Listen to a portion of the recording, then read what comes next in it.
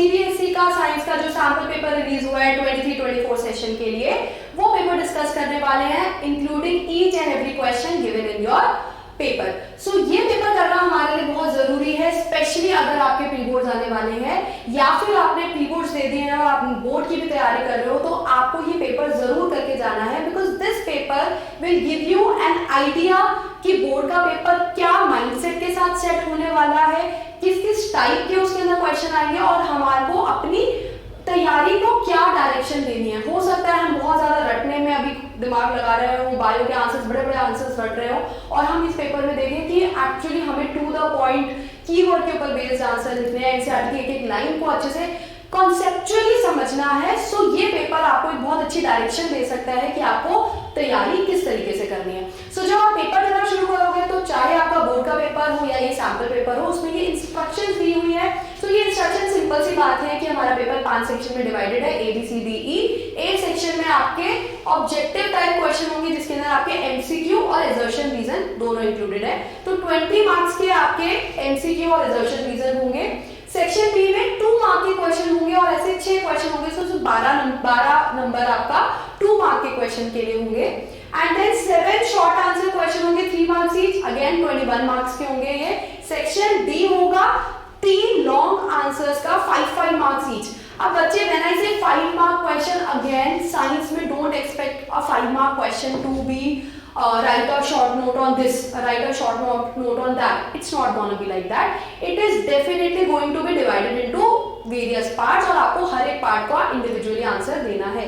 सो आपको पेपर बहुत कॉन्सेप्ट के ऊपर बेस करना है। डायग्राम के अंदर अलग अलग लेबलिंग आ सकते हैं और आपसे पूछा जा सकता है कि जो पार्ट लेबल किया है आपने उसका साथ में फंक्शन लिखो। सो बहुत डिस्क्रिप्टिव तरीके से आपको पेपर को समझना है और उसका आंसर प्रेजेंट करना है। एंड लास्ट सेक्शन होगा आपका सोर्स बेस्ड या केस बेस्ड, और आप इस सैंपल पेपर में देख सकते हो कि जो आपके सोर्स या केस बेस्ड क्वेश्चन है वो भी बहुत ज्यादा एनसीईआरटी में दी हुई फोटो या एनसीईआरटी में दिया हुआ ही एक कॉन्सेप्ट जिसको इलैबोरेट कर आपको पूछा गया है। तो आपको ये 5 सेक्शन में डिवाइडेड है। सेक्शन ए से स्टार्ट करते हैं, ऑब्जेक्टिव टाइप क्वेश्चन से स्टार्ट करते हैं। सबसे पहला क्वेश्चन है identify the product which represents the solid state। तो हमें एक ऐसी चीज ढूंढनी है जो यहाँ पे solid state में बनेगी in the above reaction। The reaction is this: a test tube containing sodium sulfate। Sodium sulphate का फॉर्मूला होता है Na2SO4। Test tube containing barium chloride BaCl2। हमें ये रिएक्शन देखते ही, इतनी बार लिखते ही समझ में आ जाना चाहिए, ये डबल डिस्प्लेसमेंट रिएक्शन है, जिसमें एक तो आपका NaCl बनेगा और दूसरा आपका BaSO4 बनेगा। बिकॉज ये डबल डिस्प्लेसमेंट रिएक्शन है और इसमें एक चीज आपकी NaCl है। NaCl होता है आपका कॉमन सॉल्ट ऑब्वियसली पानी में डिसॉल्व हो जाता है। तो दूसरी चीज ये पक्का आपके एक्वा स्टेट में बनेगा, तो दूसरी चीज आपकी सॉलिड स्टेट में बनेगी। So this will be deposited as precipitate, और क्योंकि प्रेसिपिटेट है यानी वो पानी में डिसॉल्व नहीं हो पाया, तो वो पक्का कौन सी स्टेट में होगा? सॉलिड स्टेट में होगा। सो बेरियम सल्फेट। प्लीज ऐसी गलती मत करना, अगर कोई भी रिएक्शन के ऊपर बेस्ड क्वेश्चन है, आप चाहे साइड में अपनी आंसर शीट के एंड में लिखो या जहां पर भी लिखो, write the reaction to cross check कि जो मैं सोच रहा हूं वो सही है नहीं है। जल्दीबाजी में बेरियम क्लोराइड या कुछ और टिक मत कराना, ठीक है? Very simple question. The colour of the solution observed after 30 minutes of placing zinc metal to copper sulphate solution. आपने जिंक मेटल लिया और उसको कॉपर सल्फेट के सॉल्यूशन में डाला। अगेन रिएक्शन लिखते ही मुझे दिखना चाहिए ये कौन सी रिएक्शन है? डिस्प्लेसमेंट रिएक्शन है। सो ये क्या बनाएगा? ZnSO4 plus Cu, because displacement है, because zinc is highly reactive than copper, तो जिंक कॉपर को डिस्प्लेस कर देगा। अब पूछा यहाँ पर ये नहीं गया, पूछा यहाँ पर ये गया है कि what will be the change in the colour. अब बच्चे कलर चेंज क्यों हुआ? क्योंकि ये नई चीज बन गई। ये जो नई चीज बनी है ये है जिंक सल्फेट। अच्छा, पहले क्या चीज? देखो, एक सॉल्यूशन रहा होगा कॉपर सल्फेट का, ठीक है, उसके अंदर मैंने जिंक मेटल डाल दिया होगा, ठीक है। जिंक मेटल डालने के बाद जब डिस्प्लेसमेंट हो गई होगी तो सॉल्यूशन किसका बन गया होगा? जिंक सल्फेट का, और जिंक के ऊपर कॉपर डिपॉजिट होने लग गया होगा। सो अब हमारा जो सॉल्यूशन का कलर है वो किस पे डिपेंड करता है, जिंक सल्फेट पे डिपेंड करता है। और जिंक सल्फेट का कलर हमें याद होना चाहिए। अगर आपके पास मेरे नोट्स हैं तो आपको उसमें पता होगा, मैंने चारों सल्फेट्स के कलर आपको लिखवा रखे हैं। Copper sulphate, zinc sulphate, copper sulphate होता है ब्लू, आपका फेरस सल्फेट होता है ग्रीन, और बाकी एल्यूमिनियम सल्फेट और जिंक सल्फेट हमें लर्न होने चाहिए क्या होते हैं, colourless. So the answer is colourless. ठीक है, आ जाओ बच्चे नेक्स्ट क्वेश्चन पे आते हैं।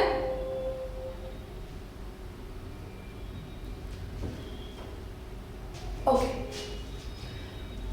Mild non corrosive basic salt, exact word of NCERT, exact phrase of NCERT हमारे बेकिंग सोडा के बारे में जब उन्होंने बुक में डिस्क्राइब करा है, उन्होंने स्पेशली ये बात बताई है कि बेकिंग सोडा कुकिंग में यूज इसलिए होता है because it is a mild non corrosive basic salt. ठीक है, और भी बहुत सारी बातें हैं। बेकिंग सोडा NaHCO3 है, और हमें पता होना चाहिए कि जब भी एक सॉल्ट बनता है तो वो एक एसिड और एक बेस को मिलाकर बनता है। तो ये किस बेस से मिलकर बना होगा, NaOH, और किस एसिड से मिलकर बना होगा, H2CO3, carbonic acid. And obviously क्योंकि बहुत वीक सा एसिड है और बहुत स्ट्रॉन्ग सा बेस है, सो जो सॉल्ट बनेगा वो भी कैसा बनेगा, बेसिक सॉल्ट बनेगा। ठीक है, अगर आपको इसके पीछे का कॉन्सेप्ट पता है, वेल एंड गुड, आप अच्छी बात है, आपने अच्छे से थोड़ी पढ़ाई करी है। वरना अगर आपने एनसीईआरटी रीड करी है तो ये सेम लाइन हमारी एनसीईआरटी में दी हुई है कि baking soda is a mild non corrosive basic salt. ठीक है, और बाकी तीन चीजें तो यार वैसे भी नहीं हो सकती, क्योंकि ये तो बेस है, ये तो बेस है, बेसिक सॉल्ट तो है ही नहीं है, ये भी बेस है, एंड में क्या लगा हुआ है, OH, इट्स अ बेस, और NaCl एक सॉल्ट जरूर है, लेकिन कौन सा सॉल्ट है, कॉमन सॉल्ट। कॉमन सॉल्ट तो हमें पता ही है कि स्ट्रॉन्ग एसिड स्ट्रॉन्ग बेस से मिलकर बनता है, वो न्यूट्रल होता है। ठीक है, सो बहुत सारे हिंट्स हैं, अगर हम देखें सो ये आंसर तो गलत होने की गुंजाइश नहीं होनी चाहिए हमारी। बट अगर हम ध्यान से देखें तो हमने अभी पीछे दो क्वेश्चन केमिस्ट्री के करे हैं, तीसरा क्वेश्चन केमिस्ट्री का, चौथा क्वेश्चन भी हमारा केमिस्ट्री का है। ठीक है, On adding dilute sulfuric acid to a test tube containing a metal X, तो एक मेटल X लिया जिसको रिएक्ट करवाया dilute H2SO4 के साथ, a colorless gas is produced, कोई गैस प्रोड्यूस हुई, when a burning matchstick is brought near it, which of the following correctly represents the metal X? पहली बात तो अगर एक मेटल X है और उसको किसी एसिड के साथ रिएक्ट करेंगे तो इस केस में क्या होता है, ये कौन सा रिएक्शन होता है, metal plus acid will give what, salt plus gas. कौन सी बात हो रही है यहाँ पे, हाइड्रोजन। तो गैस तो हाइड्रोजन है, लेकिन इसने पूछा कि which of the following correctly represents the metal X। तो यानी कि हमें एक ऐसा मेटल ढूंढना है जो एक्चुअली H2SO4 के साथ रिएक्ट हो जाए, और H2SO4 के साथ रिएक्ट होने के लिए हमें क्या करना पड़ेगा, हाइड्रोजन को डिस्प्लेस करना पड़ेगा। अब हाइड्रोजन को डिस्प्लेस कौन सा मेटल कर पाएगा, जो खुद रिएक्टिव मेटल है। तो अब आप देखो बच्चे, सोडियम बिल्कुल कर सकता है डिस्प्लेस। ठीक है, मतलब Na प्लस H2SO4 बिल्कुल क्या बनाएगा,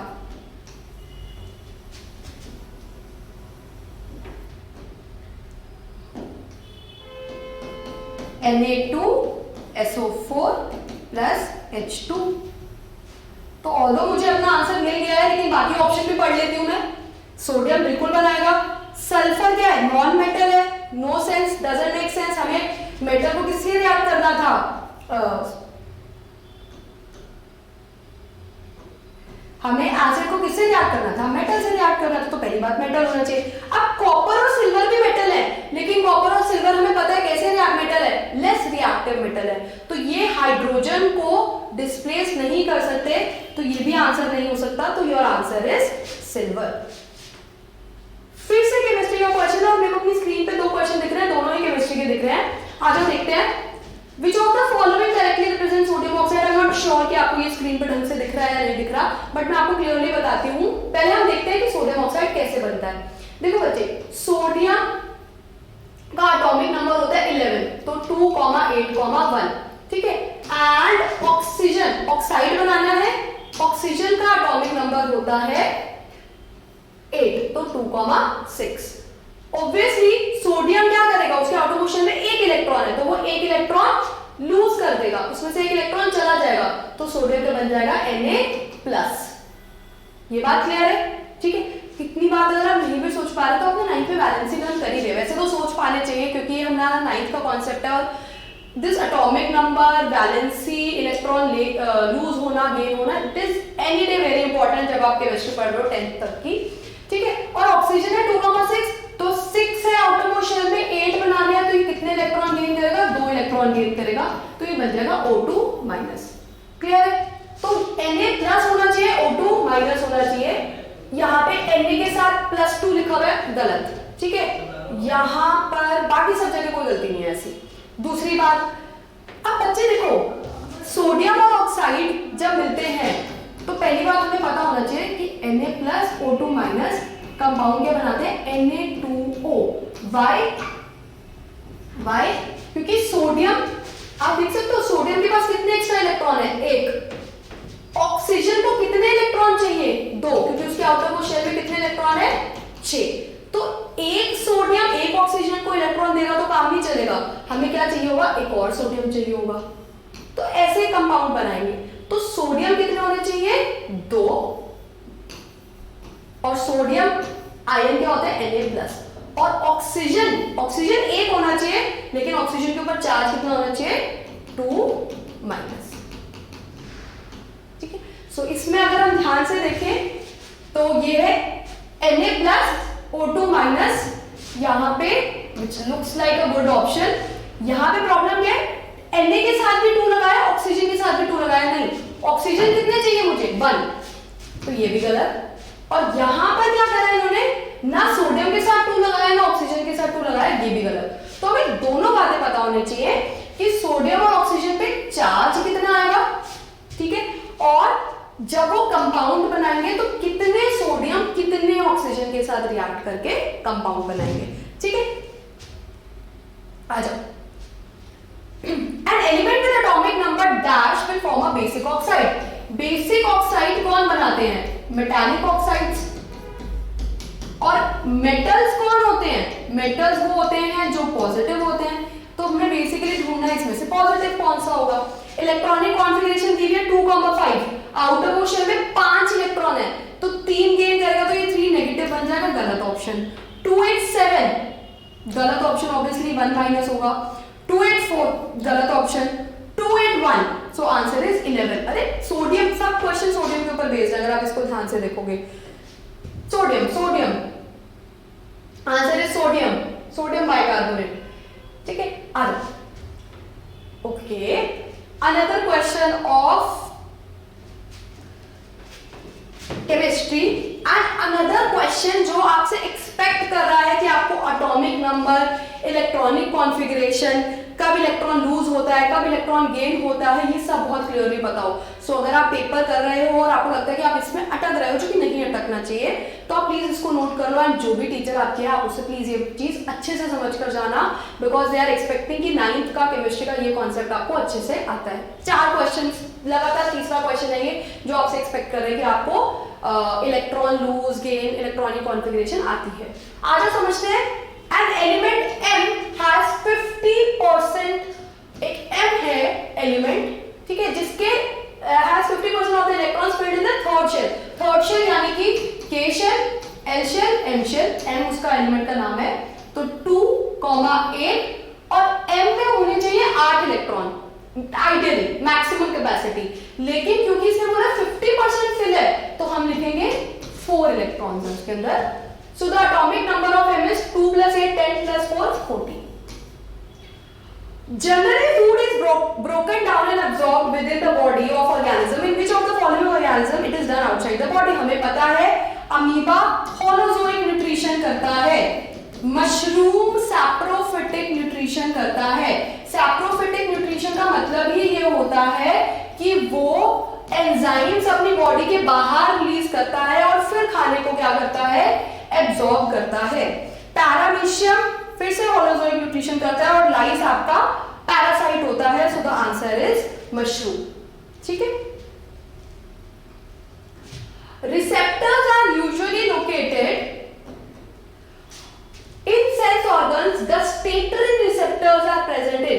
बस्टेटरी रिसेप्टर्स होते हैं हमारे टंग में present, so the answer is tongue. वैसे भी नोज में कौन से होते हैं? ऑल्फैक्ट।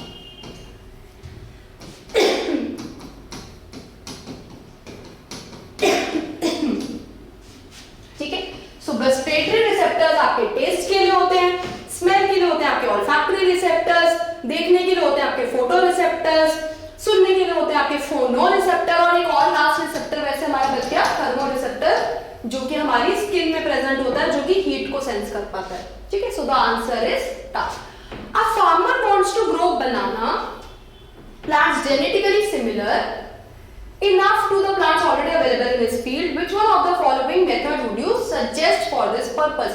पहली बात, हमारे पास बनाना एक प्लांट है, उसको रिप्रोड्यूस करने का इन चारों में से तरीका क्या है? Vegetative propagation. और ये जो बात इन्होंने बताई कि जेनेटिकली सिमिलर है, ये इस बात को उल्टा और अच्छे से सपोर्ट करती है, क्योंकि हमें पता होना चाहिए कि बनाना को हम स्टेम के थ्रू वेजिटेटिव प्रोपोगेशन करवाते हैं, और ऑब्वियसली जब भी वेजिटेटिव प्रोपोगेशन कराते हैं तो प्लांट्स कैसे होते हैं? जेनेटिकली सिमिलर होते हैं। ठीक है, so the answer is vegetative propagation.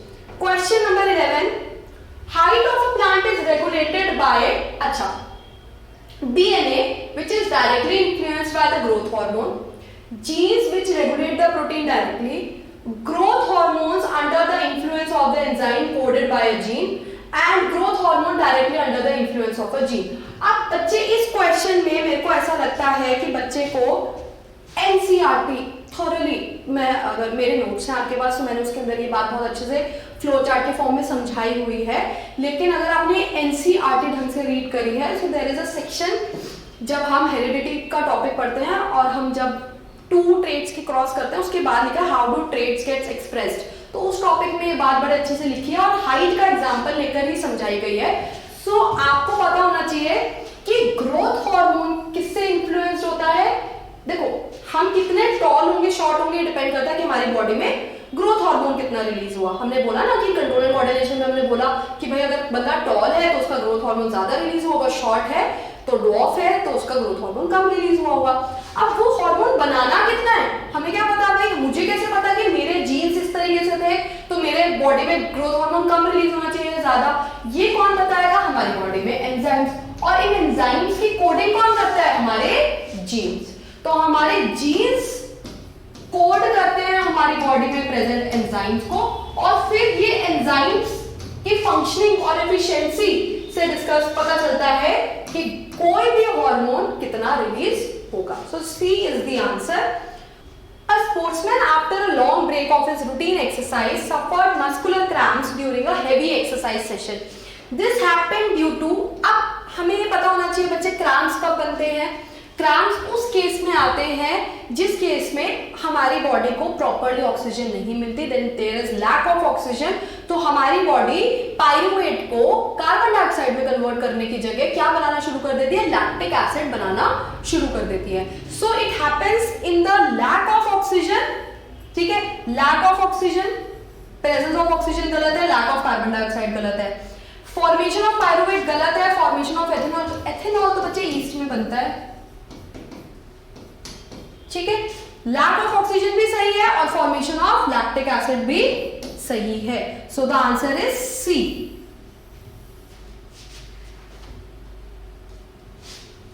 N object is placed in front of a convex mirror. हमें पता है कॉन्वेक्स मिरर ऐसा दिखता है, और सॉरी,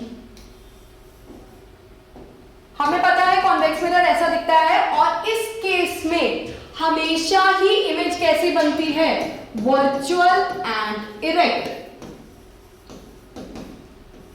ठीक है, सो हमने कॉन्वेक्स मिरर और कॉन्केव लेंस में 2 ही केसेस करे थे, हम दोनों ही केसेस में कोई डिफरेंस नहीं था। हमने एक में इंफिनिटी में रखकर देखा था और एक में एनी डिस्टेंस पे रखा था, तो हमने दोनों ही केसेस में क्या देखा था? हमेशा इमेज क्या बनती है? Virtual and erect. सिर्फ क्या होता है, ऑब्जेक्ट थोड़ा आगे पीछे होता रहता है तो इमेज में थोड़ी बहुत आगे पीछे होती रहती है, लेकिन इमेज हमेशा ही कैसे बनती है? वर्चुअल एंड इरेक्ट बनती है। सो देखते हैं, an image is object is formed in front of a convex mirror, its image is formed at a distance equal to the distance of the, no, ऐसा कोई रूल नहीं है। Twice the distance, no, half the distance, कोई rule ही नहीं है ऐसा। अगर ये रूल होता तो हम कॉन्वेक्स मिरर के मिरर फॉर्मूला लगाकर न्यूमेरिकल कसते ही क्यों है? हमें यू दिया होता हम फट से निकाल देते नो। सो ये 3 पॉइंट तो सेंस ही नहीं बना रहे, 4th पॉइंट पढ़ते हैं, बिहाइंड द मिरर बनती है, बिल्कुल सही बात है क्योंकि वर्चुअल एंड डायरेक्ट इमेज बन रही है। एंड इट्स पोजीशन यानी कि v की value varies according to the object distance, ठीक है। सो option is D. When light enters the atmosphere, it strikes on extremely fine particles, obvious सी बात है।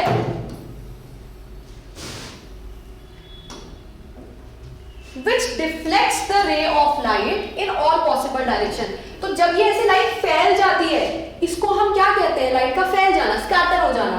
This is known as scattering of light. Okay, चलो इन्होंने क्या बोला? दिस इज ड्यू टू, यही पूछा इन्होंने। क्या ये रिफ्लेक्शन ऑफ लाइट है? नहीं। क्या ये एटमॉस्फेरिक रिफ्रैक्शन है? नहीं। क्या ये स्कैटरिंग ऑफ लाइट है? बिल्कुल, ठीक है। सो बच्चे अगेन, अगर मैंने आपको जब भी ये टॉपिक पढ़ाया है, मैंने आपको हमेशा बताया है कि ह्यूमन आई में आप ये चीज समझो कि once we study human eye and its defect, जो कलरफुल वर्ड वाला पार्ट है उसमें हम 3 चीजें पढ़ते हैं। एक हम पढ़ते हैं डिस्पर्जन, ठीक है, एक हम पढ़ते हैं एटमॉस्फेरिक रिफ्रैक्शन और एक हम पढ़ते हैं स्कैटरिंग। तीनों अलग अलग, बहुत सिमिलर हैं, लेकिन तीनों के ऊपर बेस्ड अलग अलग फिनोमेना है। सो जब हम कहते हैं कि लाइट ऐसे फैल जाती है because of the presence of small particles in our atmosphere, that is due to Tyndall effect and that phenomena is known as scattering of light, ठीक है। In 1987, an agreement was formulated by the United Nations Environment Program to freeze the production of X। किसको freeze करा गया था? हमें पता है, CFCs को रोका गया था बनाने से। ये गलत, ये दोनों, ठीक है। To prevent the depletion of Y किसकी, कौन सी लेयर है हमारे अर्थ के ऊपर जो डिप्लीट हो रही थी और किसकी वजह से हो रही थी? Y was ओजोन लेयर, ठीक है। ये भी गलत है, ये सही आंसर है सी, ठीक है। Which of the following features, बच्चे बहुत इजी क्वेश्चन है और बहुत बच्चे ना क्वेश्चन नहीं पढ़ के ऐसे वाले क्वेश्चन गलत करके आते हैं, ओवर कॉन्फिडेंस। तो ढंग से सोचना कि क्वेश्चन क्या बोल रहा है, ठीक है। Question number 16, which of the following features relate to the biodegradable substances broken down by biological process, remain inert यानी unchanged, persist in environment for long time, no, may harm the ecosystem। बिल्कुल गलत, बिल्कुल गलत, बिल्कुल गलत, बिल्कुल सही, ठीक है। बायोडिग्रेडेबल सब्सटेंसेस के अंदर अच्छी बात ही तो ये थी कि वो बायोलॉजिकल प्रोसेस से क्या हो सकते हैं? ब्रोकन डाउन हो सकते हैं, ठीक है। आ जाओ question number 17, rusting of iron is endothermic reaction. यही बात गलत है, तो एक्सोथर्मिक रिएक्शन है, तो ये तो फॉल्स ही हो गया, ठीक है। ए ही फॉल्स हो गया, तो मुझे लगता है यही आंसर होगा। पूरा पढ़ लेते हैं। रीजन ट्रू है, as the reaction is slow the release of heat is barely evident. Obviously exothermic reaction होता है लेकिन इतनी कम हीट रिलीज होती है कि हमें पता नहीं लगता। So A is false, R is true.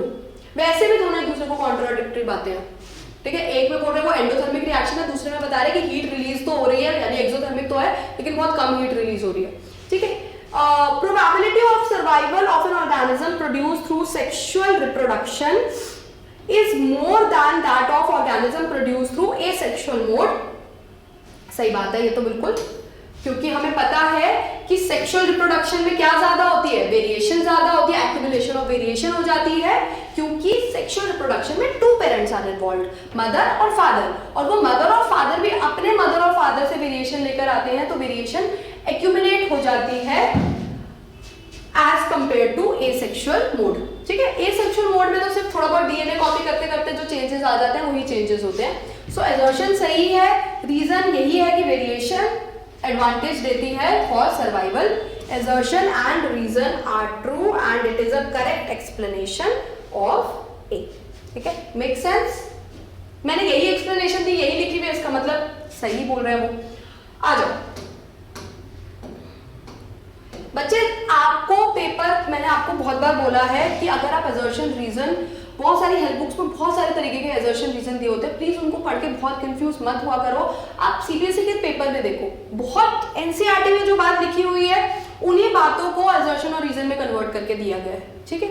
और बहुत ही ऐसे वेग सा कोई ऑप्शन नहीं है कि आपको समझ ही नहीं आ रहा, क्लियरली आंसर दिखेगा। अगर आपको कॉन्सेप्ट पता है तो आपको आंसर सामने ढंग से दिखेगा। Next is a compass needle is placed near a current carrying magnet wire. तो एक वायर है जिसमें से करंट जा रहा है, उसके नीचे उसके सामने कंपास नीडल हम लाए। तो compass needle, the direction of the compass needle, deflection of the compass needle decreases when the magnitude of the current in the wire increases. No, उल्टा उल्टा, जितना करंट फ्लो करेगा उतनी स्ट्रॉन्ग मैग्नेटिक फील्ड होगी, तो डिफ्लेक्शन उतना ज्यादा होगा। सो करंट इंक्रीज होता है तो मैग्नेटिक फील्ड भी इंक्रीज होती है, तो डिफ्लेक्शन जल्दी होता है कंपास नीडल में। तो ये तो बात ही गलत है। फिर से मेरे को लगता है यही आंसर आ सकता है। तो द मोमेंट, अब ये ट्रिक है ना हमारे पास, जैसे हमें दिखता है कि असर्शन फॉल्स, हमें लग रहा है ये तो असर्शन गलत ही लग रहा है हमें, then immediately come to reason. अगर आपको दिखता है ना कि रीजन आपको दिख रहा है कि भैया ट्रू है, तो आपको लगेगा कि हाँ यार ये बात सही है। अगर आपको लगता है भैया असर्शन भी मुझे गलत लग रहा है, रीजन भी गलत लग रहा है, सो आप रीथिंक योर आंसर। ठीक है। The strength of magnetic field at a point near the conductor increases on increasing the current. ठीक है, so the answer is D. Biodegradable substances result in formation of composed and natural replenishment. बिल्कुल, biodegradable substances को जब decompose हो जाते हैं तो decompose होके वो हमारी रिप्लेनिशमेंट कर देते हैं, यानी वो न्यूट्रिएंट्स वापस सॉइल में डाल देते हैं। रीजन क्या है? क्योंकि कॉम्प्लेक्स इनऑर्गेनिक सब्सटेंसेस ब्रेक हो जाते हैं। बिल्कुल सही बात है, complex inorganic substance, sorry inorganic, this is the wrong thing, ये तो मैंने भी नहीं देखी थी। Very good question. उन्होंने क्या बोला बच्चे, जानबूझकर यहाँ पे इनऑर्गेनिक वर्ड लिख दिया। नो, ऑर्गेनिक सब्सटेंसेस ब्रेक होते हैं। ऑर्गेनिक सब्सटेंसेस में सिर्फ कॉम्प्लेक्स से वो किस में ब्रेक हो जाते हैं? सिंपल में ब्रेक हो जाते हैं। So this is, reason is wrong, assertion is true, reason is false। ठीक है, सो गुड क्वेश्चंस, कोई बहुत अल्ट्रा मुश्किल क्वेश्चन नहीं है, very much based on NCERT, और छोटी छोटी बातें ऐसी दी हुई है जिसकी आपको नॉलेज चेक करी जा रही है, जिससे आपकी, और वो आपको तभी अच्छे से आता हुआ। आपको ये इनऑर्गेनिक वर्ड खटकेगा ही तब जब आप अच्छे से एनसीईआरटी रीड करोगे, जो एक एक बात लिखी हुई है उसका मतलब ढंग से क्लियरली अपने मन में समझने की कोशिश करोगे। So this is your section A. Now will start section B, जिसमें 2 मार्कर क्वेश्चन है। सबसे पहला question, dilute HCl is added to Zn। फिर से वही क्वेश्चन है, metal plus acid, dilute HCl डाला है इसके अंदर। How will you prove that chemical change has taken place here? बच्चे देखो, अब इसका आंसर आपको एसिड बेसिस एंड सॉल्ट से तो लिखना ही है ऑब्वियसली, लेकिन आपको समझना है कि इन्होंने पूछा कि आपको कैसे पता चला केमिकल रिएक्शन हुई। तो हमें पता है ना कि केमिकल चेंज कैसे कैसे प्रूव करते हैं, evolution of gas, change of colour, heat evolve होती है, तो इन सब चीजों से समझाते हैं। तो पहले तो आप समझो रिएक्शन में क्या हुआ। हमने देखा जिंक प्लस HCl है तो it will form ZnCl2 plus H2। But बच्चे अगर आप ये खाली रिएक्शन लिखकर आ जाते हो आपको नंबर नहीं मिलेंगे, बिकॉज ये देखो, तभी मैंने बच्चे आंसर की में जो आंसर लिखा था वो यहाँ पे नोट करा है आपको दिखाने के लिए ये चीज। आप इस बात को समझो, the question is not about कि रिएक्शन क्या हुई, आपको रिएक्शन जरूर लिखनी है। मैं तो, मेरा हमेशा सजेशन ये होता है, केमिस्ट्री का क्वेश्चन है, there is a reaction supporting your answer, you have to write it. We will not mention कि आपको रिएक्शन लिखनी है, बट माय पॉइंट इज ये रिएक्शन हमारा आंसर नहीं दे रहा है। हमारा क्वेश्चन तो ये था कि भैया हमें कैसे पता चला केमिकल चेंज हुआ, कैसे पता चला हाइड्रोजन गैस रिलीज हुई। हाइड्रोजन गैस रिलीज हुई तो आप लिख सकते हो evolution of gas, very good option है ना, सीधा हाइड्रोजन गैस। आप लिख सकते हो कि आप मैचस्टिक लाए, पॉप साउंड आई, अगेन हाइड्रोजन गैस को प्रूव करने के लिए। दूसरी चीज आप बोल सकते हो because of formation of ZnCl2 हम देख सकते हैं कि there will be a change in colour. आपको एग्जैक्ट कलर नहीं भी पता, इट्स ओके, आपको पता होना चाहिए there is a change in colour. तीसरी चीज, there is a change in temperature. Obvious सी बात है, अगर आप मेटल को एसिड से रिएक्ट करवाओगे, it is going to be what kind of reaction? Exothermic reaction. तो मुझे लगता है कलर चेंज आपको पता हो या ना पता हो, evolution of gas and evolution of heat, ये 2 बातें तो आपको लिखनी ही लिखनी चाहिए, प्लस ये chemical reaction. So please chemical reaction मत छोड़ देना। क्वेश्चन में पूछा था कि रिएक्शन हुई, इसको प्रूफ करोगे रिएक्शन हुई, और रिएक्शन को हम इन सब बातों से प्रूफ करते हैं। आ जाओ नेक्स्ट क्वेश्चन है, state the post fertilisation that changes that lead to the fruit formation in plant. हमें पता है, देखो एंथर से आपका पॉलन ग्रेन जाता है, स्टिग्मा पे लैंड करता है, ठीक है।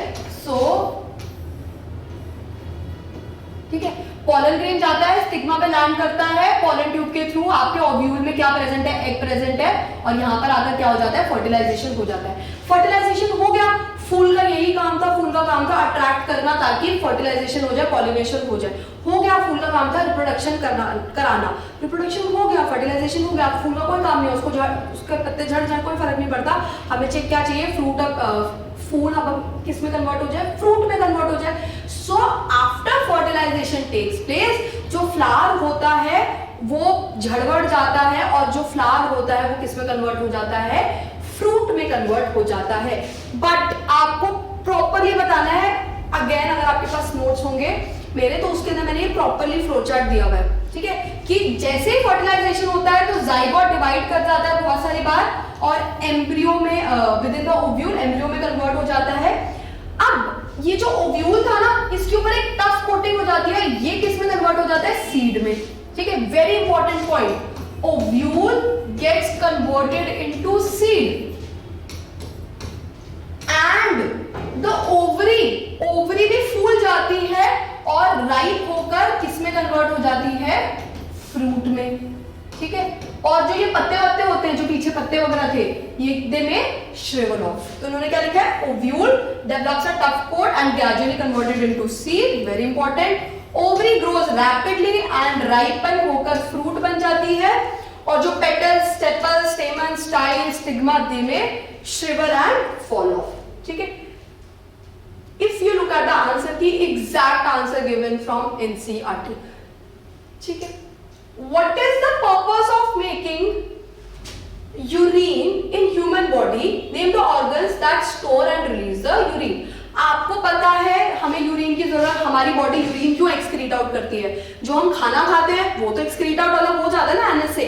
सो हमें यूरिन की जरूरत क्यों पड़ी, बिकॉज आपका ब्लड हर वक्त हर सेल तक जाता है, और हर एक सेल बहुत सारी मेटाबॉलिक एक्टिविटीज करता है, जिस प्रोसेस में वो बहुत सारा नाइट्रोजनस वेस्ट बना लेता है। तो ये जो nitrogenous waste, ammonia, urea, uric acid हमारी बॉडी में बनता है, यूरिया, यूरिक एसिड, इन सबको हमारे ब्लड से निकालने के लिए हमें यूरिन बनाने की जरूरत होती है। Name the organs that store and release the urine, ये आपको पता होना चाहिए। और स्टोरेज हमारा यूरिनरी ब्लैडर में होता है, और फाइनली यूरिन कहां से रिलीज होता है, यूरेथ्रा, चाहे वो मेल हो या फीमेल हो, यूरिन स्टोर यूरिनरी ब्लैडर में होता है और release urethra. So the very simple question, very to the point question, and the answer should also be very to the point, because this is the exact answer की that will be provided to the teacher. जो teacher आपका paper check करेगी उसके पास ये answer की होगी, so she will search कि आपका आंसर इसी के ऊपर बेस्ड होगी। अब हमें यूरिन के बारे में दुनिया भर की बातें पता है, हमको सब कहानी नहीं लिख कर आएंगे, यहाँ पे कहीं नहीं बता रहा आपको नेफ्रॉन के बारे में, कुछ नहीं बता, पूछा ही ना भाई, आपने ये बातें तो लिखनी ही लिखनी है। सो वेरी क्लियर कि क्वेश्चन क्या पूछ रहा है। हाँ, आपने कुछ नेफ्रॉन के बारे में लिख दिया, नंबर भी कटेंगे, लेकिन आपका आंसर इस बात को जरूर कवर करना चाहिए कि पर्पस क्या होता है और स्टोरेज और रिलीज कौन करता है, ठीक है। इसी का ऑप्शन भी दिया हुआ है हमारे पास पेपर में, why do arteries have thick and elastic wall whereas veins have valves। ये भी हमें पता है कि जब आर्टरी ब्लड को पंप करती है तो ब्लड क्या होता है, बहुत प्रेशर में होता है, क्योंकि हार्ट बहुत जोर से पंप करते हैं ताकि बॉडी के सारे ऑर्गन्स को क्या मिल जाए, ब्लड मिल जाए। तो आर्टरीज का काम वो होता है, तो ब्लड क्योंकि प्रेशर में होता है, so the walls are thick and elastic. लेकिन जब वो ब्लड वापस कलेक्ट होकर हार्ट के पास जाता है तो ब्लड के अंदर अब कोई प्रेशर नहीं होता, इनफैक्ट प्रेशर नहीं होता। इसीलिए हमने पढ़ा है कि वेन्स के अंदर वैल्व्स प्रेजेंट होते हैं, कि वैल्व्स क्या इंश्योर करते हैं कि ब्लड बैकफ्लो ना कर जाए, क्योंकि प्रेशर कम है तो ऐसा ना हो जाए कि कम प्रेशर होने की वजह से ब्लड बैकफ्लो कर जाए। तो इसीलिए आर्टरीज के केस में ब्लड हाई प्रेशर में होता है, वेन्स के केस में ब्लड लेस प्रेशर में होता है। वहां हाई प्रेशर होता है तो वॉल्स थिक होती हैं, वहां लेस प्रेशर होता है तो वॉल्स थिन होती हैं। वहां पे ऑलरेडी प्रेशर है तो बैकफ्लो का कोई खतरा नहीं है, यहाँ पे प्रेशर कम है, अगर पानी का, ब्लड का, किसी भी चीज का प्रेशर कम है तो हम उसको बैकफ्लो मारने से रोकेंगे। तो उसके लिए क्या प्रेजेंट होते हैं, वॉल्स प्रेजेंट होती हैं। The blood emerges from the heart under high pressure and flows through the arteries, ठीक है। तो इस प्रेशर को बियर करने के लिए आर्टरीज के पास थिक और इलास्टिक, सबसे इंपॉर्टेंट वर्ड, ठीक है। Veins are valves to ensure that the blood flows in one direction and it doesn't backflow, ठीक है। एक ही डायरेक्शन में फ्लो करवाने के लिए वेन्स में वैल्व्स होती हैं। फिजिक्स का क्वेश्चन, आ जाओ बच्चे। Refractive indices of three media are given 1.6, 1.8, 1.5 ABC. The ray of light is traveling from A to B and another ray is traveling from B to C. तो एक रे जा रही है A से B की तरफ और दूसरी रे जा रही है B से C की तरफ। यही गेम है। Which of the two cases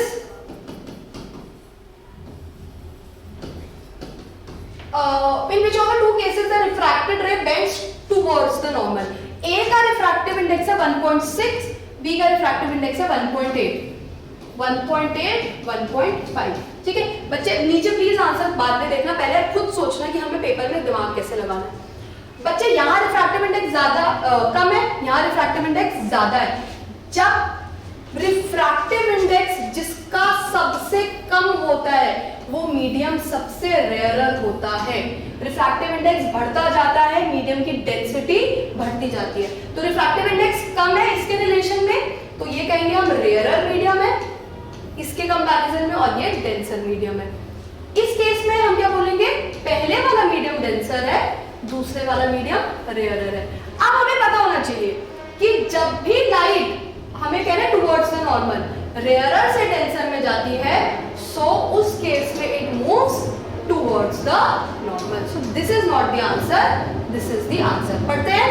When light travels from an optically rarer medium to an optically denser medium, it moves towards the normal. Since refractive index of B is greater than refractive index of A, hence the light ray will bend towards the normal on passing from medium A to B. सोचना कैसे है मैंने बता दिया, answer present कैसे करना है वो आपने देख लिया, ठीक है। B पार्ट है, in which case does the speed of light increase in the second medium? अच्छा, ये भी वही बात है, हमें पता है ना कि यहीं से पता लग जाना चाहिए हमें, जब लाइट उल्टा अवे फ्रॉम द नॉर्मल हो रही है इसका मतलब वो अपनी स्पीड इंक्रीज कर रही है, क्योंकि रेयरर मीडियम में आकर लाइट की स्पीड क्या हो जाती है, इंक्रीज हो जाती है। तो ये तो इसी से पता लग रहा है मुझे, ठीक है। So the speed of light will increase when the light travels from B to C। Since अब उल्टा रीजन है कि refractive index of C is less than refractive index of B और velocity is C upon L, the speed of light will increase in the second medium. So अगर आपने इस question को सीधा आंसर करने की जगह ऐसे क्लियरली अपने माइंड में एक मैप टाइप मेमोरी मैप बना लिया होता कि भाई क्या क्या क्वेश्चन क्या दे रहा है, तो हम आई थिंक बहुत इजीली आंसर कर सकते हैं। सो फर्स्ट का आंसर था A to B and second का, इसको मैं यहाँ लिख देती हूँ कि फर्स्ट का आंसर है A to B and second का आंसर है B to C and you have to have the correct explanation for that. You should know, आप ये सेम बात पहले ऑप्शन में लिख दोगे, ये सेम बात दूसरे ऑप्शन में लिख दोगे, आपको फुल मार्क्स मिलेंगे, 2 में से 2 नंबर मिलेंगे, ठीक है। 24 क्वेश्चंस कर लिया हमने, 25, 26 and then we come to section C. 25th question start करते हैं, फिर से फिजिक्स का क्वेश्चन, ठीक है। A piece of wire of resistance R is cut into 3 equal parts. So एक वायर है जिसकी रेजिस्टेंस R है, उसको 3 इक्वल पार्ट में कट करा है हमने। These parts are then connected in parallel. अब बच्चे, this is a question that is given in your NCERT, उसके अंदर 5 पार्ट्स में कट किया था। इसमें अगर आपको 100 पार्ट में भी कट करने के लिए बोल दे तो I think the concept remains the same, तो मुश्किल नहीं आनी चाहिए आपको। अगर एक वायर जिसका रेजिस्टेंस R है उसको मैं 3 इक्वल पार्ट में कट करूं, अब आप समझो मैंने उसकी कुछ ना, मैंने उसका मटेरियल चेंज करा ना, मैंने उसका area of cross section change करा, सिर्फ उसको लेंथ 1/3 कर दी। तो अगर लेंथ 1/3 हो जाएगी तो हर एक पीस की रेजिस्टेंस कितनी हो जाएगी, R/3 R/3 R/3, ठीक है। इतनी बात क्लियर है। अगर पूरी वायर की रेजिस्टेंस R थी तो तीनों अलग अलग हिस्से में करने के बाद तीनों हिस्सों की रेजिस्टेंस 1/3 1/3 1/3 हो जाएगी, R/3 R/3 R/3 हो जाएगी, ठीक है। So they are cut into 3 parts, equal parts and then इनको पैरेलल में कनेक्ट करा गया। तो अब मेरे पास ये वाली वायर तो है ही नहीं, मेरे पास टेक्निकली R/3 रेजिस्टेंस की वाली 3 वायर है, इनको मुझे पैरेलल में कनेक्ट करना है। If the equivalent resistance of this combination is R1, ठीक है। तो रेजिस्टेंस पैरेलल में कैसे निकालते हैं, 1/R R A plus 1/r of B 1/r of C। यहाँ पे 1 ले लिया था तो मैंने 1 2 3 की जगह ABC ले लिया। What is the value of the ratio R1:R? चलो निकालते हैं। पहली वायर की रेजिस्टेंस क्या है? R/3, 3 ऊपर चला जाएगा। दूसरी वायर की रेजिस्टेंस भी R/3, तीसरी की भी R/3। एलसीएम लेंगे तो R1 क्या आ जाता है मेरा? R/9। यानी कि ओरिजिनली जो वायर थी मेरे पास उसकी रेजिस्टेंस, जब तक मैंने उसको कट नहीं किया था तब तक उसकी रेजिस्टेंस होती थी R, और अब मैंने उसको जब 3 पार्ट में कट कर दिया और पैरेलल कनेक्ट कर दिया तो उसकी रेजिस्टेंस हो गई R/9। हमें रेशियो किसकी निकालनी है? R1/R की। तो R1 क्या है? R/9 और R तो हमारा R ही था, कट हो गया, रेशियो क्या रह गई? 1/9। So the answer is 1:9। अच्छा, इसका दूसरा ऑप्शन है refer to the image below and state how magnetic field pattern indicates regions where the magnetic field is stronger outside the magnet because this is a solenoid, और solenoid एक bar magnet की तरह ही behave करता है। Outside the magnet magnetic field stronger कहाँ होंगी? Bar magnet में magnetic field stronger कहाँ होती है? पोल्स पे। सो इसका भी जो पोल्स है उस पे मैग्नेटिक फील्ड क्या होगी? स्ट्रॉन्गेस्ट होगी। What happens to the magnetic field when the current in the circuit is reversed? बच्चे करंट रिवर्स कर देंगे तो मैग्नेटिक फील्ड भी रिवर्स हो जाएगी। राइट हैंड रूल हमें यही तो कहता था। राइट हैंड थंब रूल क्या कहता था? वो कहता था कि अगर थंब मेरा करंट की डायरेक्शन बता रहा है तो मेरी 4 फिंगर्स मैग्नेटिक फील्ड की डायरेक्शन बताएंगी। अगर मैं करंट को रिवर्स कर दूंगी तो मेरी मैग्नेटिक फील्ड की डायरेक्शन भी क्या हो जाएगी? रिवर्स। सो करंट रिवर्स हो जाएगा, सो मैग्नेटिक फील्ड भी रिवर्स हो जाएंगी। ठीक है, very to the point question, कुछ बहुत ज्यादा बात नहीं पूछी है। बस अगर आप ये फिगर देखकर डरोगे नहीं, कुछ बहुत साइंटिफिक पूछा तो बहुत मैग्नेटिक इफेक्ट्स में बहुत मुश्किल कोई क्वेश्चन नहीं आता है। वही सब बातें जो आपकी 3-4 दी हुई है वही आपको क्लियरली आनी चाहिए और आप पेपर में आंसर कर सकते हो। ठीक है, सो आई होप ये क्वेश्चन क्लियर है। ठीक है, if you are not sure about this question, this is the kind of question जो हम इलेक्ट्रिसिटी की बैक एक्सरसाइज में कर चुके हैं, आप वो करो, वरना this question is any day easier than this. अगर आपने वो प्रैक्टिस करी है तो वो भी इजी है। Study the food chain given below and answer the questions that follow. If the amount of energy available at the third trophic level is 100 joules, ठीक है, this is first trophic level, this is second trophic level, this is third trophic level. यहाँ पर 100 joules energy है, then how much energy will be available at the producer level? अब बच्चे हमें पता है कि आगे जाते जाते 10% एनर्जी ही रह जाती है, तो पीछे जाते जाते आप क्या कर दो? इंक्रीज कर दो। हम क्या करते हैं, जैसे यहाँ पे 100 है, अगर हम 100 जूल से पूछते भैया और आगे जाओगे तो कितनी एनर्जी रह जाएगी? सिर्फ इसका 10% रह जाएगा। ठीक है, which obviously comes out to be 10 joules. एक जीरो कम करना होता है, तो जब आगे जाते जाते एक जीरो कम करते जाते हैं तो पीछे जाते जाते एक जीरो बढ़ा जाए। अब 100 से पीछे वाले लेवल पे आ जाओगे तो कितना जूल्स हो जाएगा? 1000 जूल्स। और प्रोड्यूसर क्योंकि लीफ है उस पर आ जाओगे तो आंसर इज 10,000 जूल्स। तो प्रोड्यूसर लेवल पे कितनी एनर्जी है? 10,000 जूल। तो ये फर्स्ट क्वेश्चन हो गया हमारा। नेक्स्ट है, is it possible to have 2 more trophic levels in this food chain before the 4th trophic level? वो कह रहे हैं कि एक काम करते हैं, जो ये हमारा 4th ट्रॉफिक लेवल है ना, इससे पहले कोई और 2 ट्रॉफिक लेवल भी ऐड कर दे। नहीं डाल सकते तो क्यों नहीं डाल सकते? बिकॉज हमें ये अभी हमने देखा कि हर एक ट्रॉफिक लेवल तक जाते जाते यहाँ पे 10 जूल बच गया, यहाँ पे 1 जूल बच गया। ट्रॉफिक लेवल इंक्रीज होते होते the amount of energy decreases. So बहुत ज्यादा ट्रॉफिक लेवल नहीं हो सकते किसी भी फूड चेन में। आफ्टर 4 और 5 ट्रॉफिक लेवल फूड चेन उससे लंबी नहीं हो सकती, बिकॉज उतनी एनर्जी ही नहीं अवेलेबल होती है नेक्स्ट ट्रॉफिक लेवल के लिए। So the answer is 10,000 joules, 10% energy law की वजह से। And since the loss of energy at each step is so great that very little energy will remain after 4 trophic level, so हम और trophic level इसमें add नहीं कर सकते। Again very to the point question, बहुत simple question है। बहुत patiently अगर आप साइंस का पेपर करते हो तो you will get very good marks। 90-95 plus लाना is not a big deal।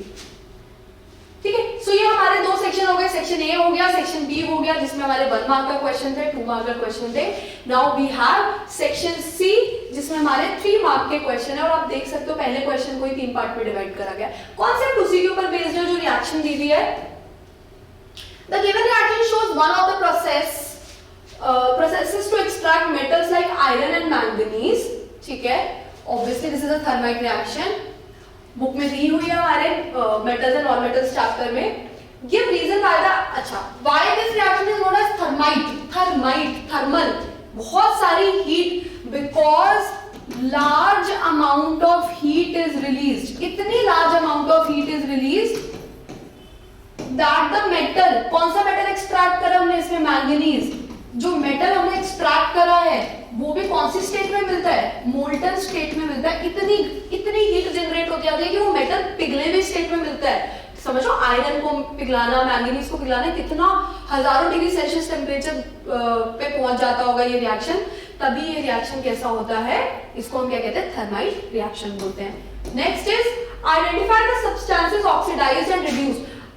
They have very smartly used कि एक ही रिएक्शन से वो आपका मेटल्स एंड नॉन मेटल्स का कॉन्सेप्ट भी समझ लें, साथ ही साथ अपना केमिकल रिएक्शन का कॉन्सेप्ट भी समझ लें।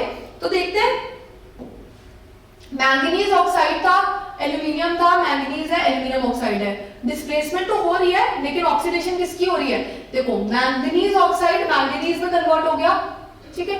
सो ये खुद तो क्या हो गया, रिड्यूस हो गया, लेकिन एल्यूमिनियम के साथ ऑक्सीजन जुड़ गया है, सो एल्यूमिनियम क्या हो गया, ऑक्सीडाइज। तो ऑक्सीडाइज कौन सा सब्सटेंस हुआ है, एल्यूमिनियम एल्यूमिनियम, और रिड्यूस कौन सा सब्सटेंस हुआ है, मैंगनीज ऑक्साइड। अच्छा एक बात प्लीज हमेशा याद रखना, जब भी आपसे पूछा जाएगा किसी भी रिएक्शन में कि कौन सा सब्सटेंस ऑक्सीडाइज हुआ है, कौन सा सब्सटेंस रिड्यूस हुआ है, कौन ऑक्सीडाइजिंग एजेंट है, कौन रिड्यूसिंग एजेंट है, ये आंसर आपको हमेशा रिएक्टेंट साइड पे ही मिलेगा। इन दोनों में से कोई आंसर होगा। एरो के पहले जो रिएक्टेंट्स होते हैं वो ही ऑक्सीडाइज होते हैं, उसी में से कोई रिड्यूस होता है, उसी में से कोई ऑक्सीडाइजिंग एजेंट होता है, उसी में से कोई रिड्यूसिंग एजेंट होता है। राइट में आंसर मत ढूंढना करो, सिंपल सी बात है, एल्यूमिनियम के साथ ऑक्सीजन जुड़ गया तो एल्यूमिनियम ऑक्सीडाइज हो गया, मैंगनीज ऑक्साइड से ऑक्सीजन हटा दिया गया तो मैंगनीज रिड्यूस हो गया, very simple. Give a reason why aluminium is preferably used in thermite reaction, because in thermite reaction we are trying to extract a metal, और वो metal हम कैसे एक्सट्रैक्ट करने की कोशिश कर रहे हैं, हाईली रिएक्टिव मेटल को लाकर, ताकि वो उसको डिस्प्लेस कर दे। And because aluminium is a fairly highly reactive metal, अच्छा खासा हाईली रिएक्टिव मेटल है, तो it can easily displace metals like manganese and iron from its oxide, तो इसीलिए हम एल्यूमिनियम को यूज करते हैं। हमने एक्सट्रैक्शन में यही तो समझा था कि जब हमें ऑक्सीजन हटाना है, सो हमने क्या करा, रोस्टिंग करी, कैल्सिनेशन करी। हमने कहा कि अगर एक मेटल के साथ हमने सल्फाइड वल्फाइड हटा भी दिया, कार्बोनेट हटा भी दिया, अगर उसके साथ ऑक्सीजन लगा हुआ है, ऑक्सीजन कैसे हटाएंगे, ऑक्सीजन हटाने के लिए हमें उसको क्या करना पड़ेगा, रिड्यूस करना पड़ेगा। रिड्यूस करने के लिए हम कोई और रिड्यूसिंग एजेंट भी यूज कर सकते हैं, वरना एक ज्यादा रिएक्टिव मेटल ला सकते हैं। वो ज्यादा रिएक्टिव मेटल क्या करेगा, उसके ऑक्साइड से खुद ऑक्सीजन ले लेगा और उस मेटल को क्या कर देगा, अलग कर देगा। देखो हमें मैंगनीज एक्सट्रैक्ट करना था, हो गया ना, मैंगनीज अलग हो गया ना, ठीक है। सो रिएक्शन से पहले मैंगनीज किसके साथ जुड़ा हुआ था, ऑक्सीजन के साथ जुड़ा हुआ था, बिकॉज एल्यूमिनियम आया जो कि हाईली रिएक्टिव था, उसने इसको हटाया, खुद ऑक्सीजन के साथ जुड़ा और मैंगनीज को हमने एक्सट्रैक्ट कर लिया, ठीक है। सो एल्यूमिनियम भी यूज किया जाता है because it is a highly reactive metal that can displace less reactive metal from its oxide. Question number 28, again a question that is expecting you कि आपको 9th की इलेक्ट्रॉनिक कॉन्फ़िगरेशन वाला concept अच्छे से आता होगा। A metal M with configuration 2,8,3, यानी ये ऐसा मेटल है जिसका एटॉमिक नंबर 13 है, और मैं 10वीं क्लास पे पेपर देने वाले बच्चे से ये एक्सपेक्ट करती हूँ कि उसको समझ आ जाना चाहिए कि अगर एल्यूमिनियम का अगर एटॉमिक नंबर 13 है तो यहाँ पे एल्यूमिनियम की बात हो रही है। Okay, 2 and 3 combine separately with Cl- and SO4 2- ion. Write the chemical formula of the compound form. अच्छा, और तो मुझे पता लग गया कि एल्यूमिनियम है, लेकिन कंपाउंड आप पता है कैसे बनाओगे, आप बोलोगे सबसे पहले M, बिकॉज उसके आउटर मोशन में 3 इलेक्ट्रॉन है, सो 3 इलेक्ट्रॉन लूज करेगा वो, 1, 2 या 3 इलेक्ट्रॉन होंगे तो उसको लूज करेगा, देने वाला हमेशा क्या होता है पॉजिटिव। जब भी 5, 6 या 7 इलेक्ट्रॉन होंगे तो वो 5, आप 8 में से माइनस कर लो 3, 2, 1, उतने इलेक्ट्रॉन गेन करेगा। सो M बेसिकली क्या है आपका 3 पॉजिटिव, ठीक है। M क्या है 3 पॉजिटिव। आपको इसको किसके साथ कंबाइन करना है, Cl नेगेटिव के साथ। सो कंपाउंड क्या बनेगा आपका MCl3। सेकेंड केस में देखते हैं SO4 2 माइनस, M क्या है 3 पॉजिटिव, SO4 क्या है 2 माइनस, ये क्या बनाएगा M2SO4 3, ठीक है। इफ यू वांट मैं 9th की ये जो आपके एटॉमिक नंबर और कॉन्फ़िगरेशन के ऊपर बेस्ड एक और वीडियो बना दूंगी ताकि आपके 9th कॉन्सेप्ट रिवाइज हो जाए। बट मुझे सैंपल पेपर बहुत अच्छा इंडिकेशन ये देता है कि हमारे ये वाले टाइप के क्वेश्चंस हमने 9th में बहुत प्रैक्टिस करें, लेकिन अगर आपको नहीं आते हैं तो आप प्लीज उसको गो थ्रू जरूर करना, ठीक है। Write the chemical formula of the compound forms. Predict with suitable reason the nature of bond formed. अच्छा, अब आपने एक बार ऐसे लिख दिया ना, आप उसके बाद अगर आपके मन में आता है कि भैया this will B aluminium chloride and this will B aluminium sulphate, ये भी लिख सकते हो। तो ये तो लिखना ही लिखना है। मैं बच्चों को सजेस्ट करती हूँ कि जब हमें पता ही लग गया कि भैया एल्यूमिनियम है तो ये भी लिखो कि एल्यूमिनियम है। Suitable reason के साथ बताओ nature of the bond formed by the element M in general, because it is forming a cation, positive ion बना रहा है, so it will form ionic, या फिर उसका दूसरा वर्ड क्या होता है इलेक्ट्रोवेलेंट बॉन्ड, ठीक है। Your answer should be very clearly written. Nature of the bond पता लग गया मुझे, formed by the element M in general. How will the electrical conductivity of the compounds formed very with respect to M। अच्छा, अब वो ये कह रहे हैं कि ये जो कंपाउंड बना, ठीक है, वेरी गुड क्वेश्चन। बहुत क्वेश्चन को रीड करने की कला इंपॉर्टेंट है यहाँ पर। वो कह रहा है कि ये जो कंपाउंड बना और जो M था, M क्या था मेरा, M था एक मेटल जिसका नाम क्या था एल्यूमिनियम। और तो एल्यूमिनियम यहाँ पे कोई बहुत इंपॉर्टेंट बात नहीं है, मेन बात है M क्या है एक मेटल। सो हमें ये पूछा जा रहा है कि भैया जो M था और जो उसने कंपाउंड बनाए उनकी इलेक्ट्रिकल कंडक्टिविटी में क्या फर्क है। तो हमें बेसिकली मेटल वर्सेस ये क्या बने हैं, these are metal, ionic compound बनाए ना इन्होंने, ये क्या है ionic bond.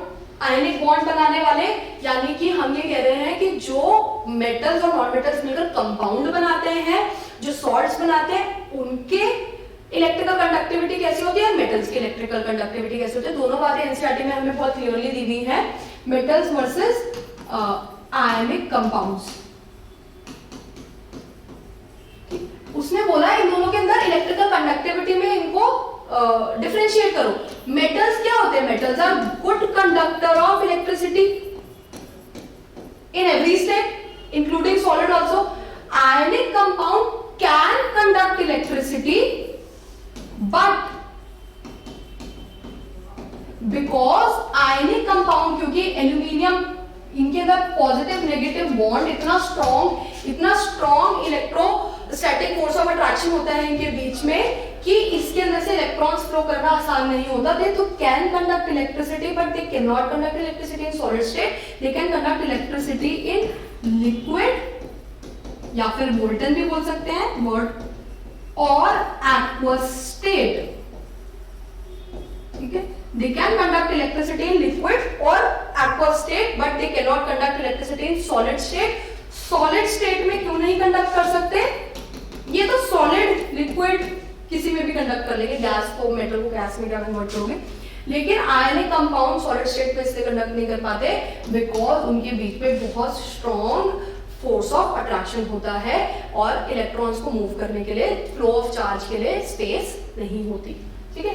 Again very much based on NCERT, but उसने जानबूझकर घुमा के पहले आपको बताया कि भैया उसने पॉजिटिव चार्ज है उसके अंदर, फिर उस पॉजिटिव को नेगेटिव के साथ मिलवाया, वो भी चेक कर लिया उसने आपका, और फिर उसने आपको हिंट दिया कि कौन सा टाइप के बॉन्ड बनाते हैं ये आयनिक बॉन्ड।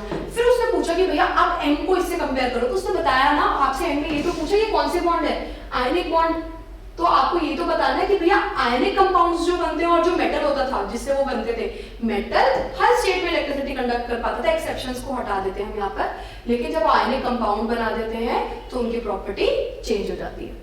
ठीक है, अच्छा नेक्स्ट क्वेश्चन इसी का दूसरा पार्ट था, a reddish brown metal X. वैसे तो मैंने रेडिश ब्राउन मेटल अगर आपको पता हो तो कॉपर ही दिमाग में आता है हमारे सबसे पहले, बट हम क्यों अभी मान ले, एक हिंट है कि एक मेटल एक्स है जो रेडिश ब्राउन कलर का, जो मेरा मन कहता है कि ये कॉपर हो सकता है। When heated in air, air में हीट करना मतलब ऑक्सीजन के साथ रिएक्ट करना, gives a black compound by। अब तो मुझे कोई शक ही नहीं है कि ये पक्का कॉपर है, बिकॉज कॉपर को जब हम ऑक्सीजन में हीट करते हैं तो ये क्या बनाता है, कॉपर ऑक्साइड। ठीक है, बैलेंस कर देते हैं इस रिएक्शन को। कहां पे दी हुई है ये रिएक्शन, ऑक्सीडेशन रिएक्शन के एग्जांपल में दी हुई है। When heated in presence, अच्छा अब उसने बोला जो ये Y बना ना, ये X था ना, उसने बोला जो ये Y बना, इस Y को जब मैं फिर से हीट करती हूँ हाइड्रोजन गैस के प्रेजेंस में, तो copper oxide plus hydrogen gas gives X back, X वापस आ जाएगा कॉपर। ठीक है, और पूरा करो इस रिएक्शन को, कॉपर प्लस वाटर। ठीक है, so this is the reaction. पहली रिएक्शन ये है, पहली रिएक्शन हमने ऑक्सीडेशन में पढ़ी थी, दूसरी हमने रिडॉक्स में पढ़ी थी।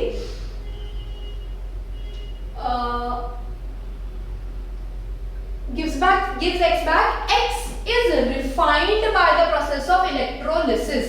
कॉपर की इलेक्ट्रोलिटिक रिफाइनिंग पढ़ी है हमने, एनसीईआरटी में कॉपर की इलेक्ट्रोलिटिक रिफाइनिंग दी हुई है, बिल्कुल। This refined from X is used in electrical wiring, मतलब ये बार-बार हमें हिंट दे रहे हैं कि हम कॉपर के बारे में बात कर रहे हैं, तो हमें तो पहले समझ में आ गया था कि ये कॉपर है। Identify X and Y, done.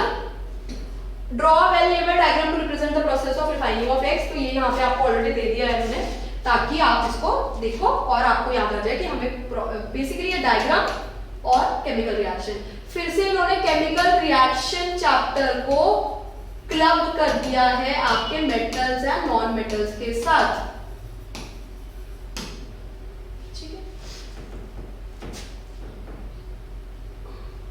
We are advised to take iodized salt in our diet by doctors. Justify its importance in our body। हमें पता है iodized salt मतलब salt में आयोडीन प्रेजेंट होता है, और आयोडीन हमारे लिए क्यों नेसेसरी होता है, थायरॉक्सिन हार्मोन के सिंथेसिस के नेसेसरी होता है। थायरॉक्सिन क्या रेगुलेट करता है, थायरॉक्सिन की भी इंपॉर्टेंस बता दो। 3 नंबर का क्वेश्चन है भाई कि थायरॉक्सिन हमारी बॉडी में कार्बोहाइड्रेट, फैट्स और प्रोटीन्स का मेटाबॉलिज्म रेगुलेट करता है। आपको पता है ना, अगर थायरॉक्सिन ज्यादा रिलीज हो जाएगा, आपको हाइपरथायरॉइडिज्म हो जाएगा, आपकी बॉडी में मेटाबॉलिज्म फास्ट हो रही है तो आप यूजुअल से पतले होंगे। और अगर आपको हाइपोथायरॉइडिज्म है, यानी कि अगर आपको उतना थायरॉक्सिन रिलीज नहीं होता जितना मेटाबॉलिज्म के लिए चाहिए, या तो आप क्या होंगे, फैट होंगे। जनरली आपका जो बॉडी वेट होगा उससे ज्यादा होगा इन जनरल, बिकॉज आपका जो बॉडी है वो मेटाबॉलिज्म एफिशिएंटली नहीं कर पा रहा है। ठीक है, सो थायरॉक्सिन बेसिकली हमारी बॉडी में ग्रोथ के लिए बैलेंस प्रोवाइड करता है, और क्योंकि थायरॉक्सिन के फंक्शन के लिए आयोडीन चाहिए, उसके सिंथेसिस के लिए आयोडीन चाहिए, तो इसलिए हमारे नमक में आयोडीन होना चाहिए। ठीक है, सो बिकॉज 3 मार्क का क्वेश्चन है तो you can not afford to miss any point. What is the probability of a girl और a boy being born in a family. तो ये बच्चे आंसर की में एग्जैक्ट यही वर्ड्स लिखे हुए हैं, सो इसलिए शायद ये यहाँ पे हमने लिखवा लिया है कि there are 50% chances that a girl may be born and a 50% chances that a boy may be born. It can be explained. Most human chromosomes have a maternal copy and a paternal copy. Maternal copy होती है हमारे पास X, paternal copy हमारे पास X भी हो सकती है और Y भी हो सकती है। हमारे पास 22 such chromosomes होते हैं, लेकिन one pair of chromosomes called sex chromosome is odd because ये perfect pair नहीं होते, स्पेशली इसमें मेल में। ठीक है, सो ये मैं अभी आपको क्रॉस ही करके दिखा देती हूँ यहाँ पे proper. So but men have a mismatched pair of sex chromosome in one is normal sized X तो नॉर्मल ही है, और दूसरा एक शॉर्ट वन क्रोमोसोम होता है Y। ठीक है, सो a child receives one chromosome from mother, which is essentially X chromosome. A child who inherits an X chromosome from her father will be a girl, and one who inherits a Y chromosome will be a boy. बच्चे, the reason ये चीज यहाँ पे मैंने लिखी है इसका reason समझेंगे। 3 नंबर का क्वेश्चन है, आप इसको इस तरीके से एक्सप्लेन डेफिनेटली कर सकते हो। आप कह सकते हो कि मदर के पास हमेशा XX क्रोमोसोम होते हैं, फादर के पास X भी होता है, Y भी होता है। जब चाइल्ड बॉर्न होता है तो मदर से तो X ही आएगा, तो आप अगर मदर से X आया, फादर से X आया तो बच्चा होगा XX, और मदर से X आया, फादर से Y आया तो XY।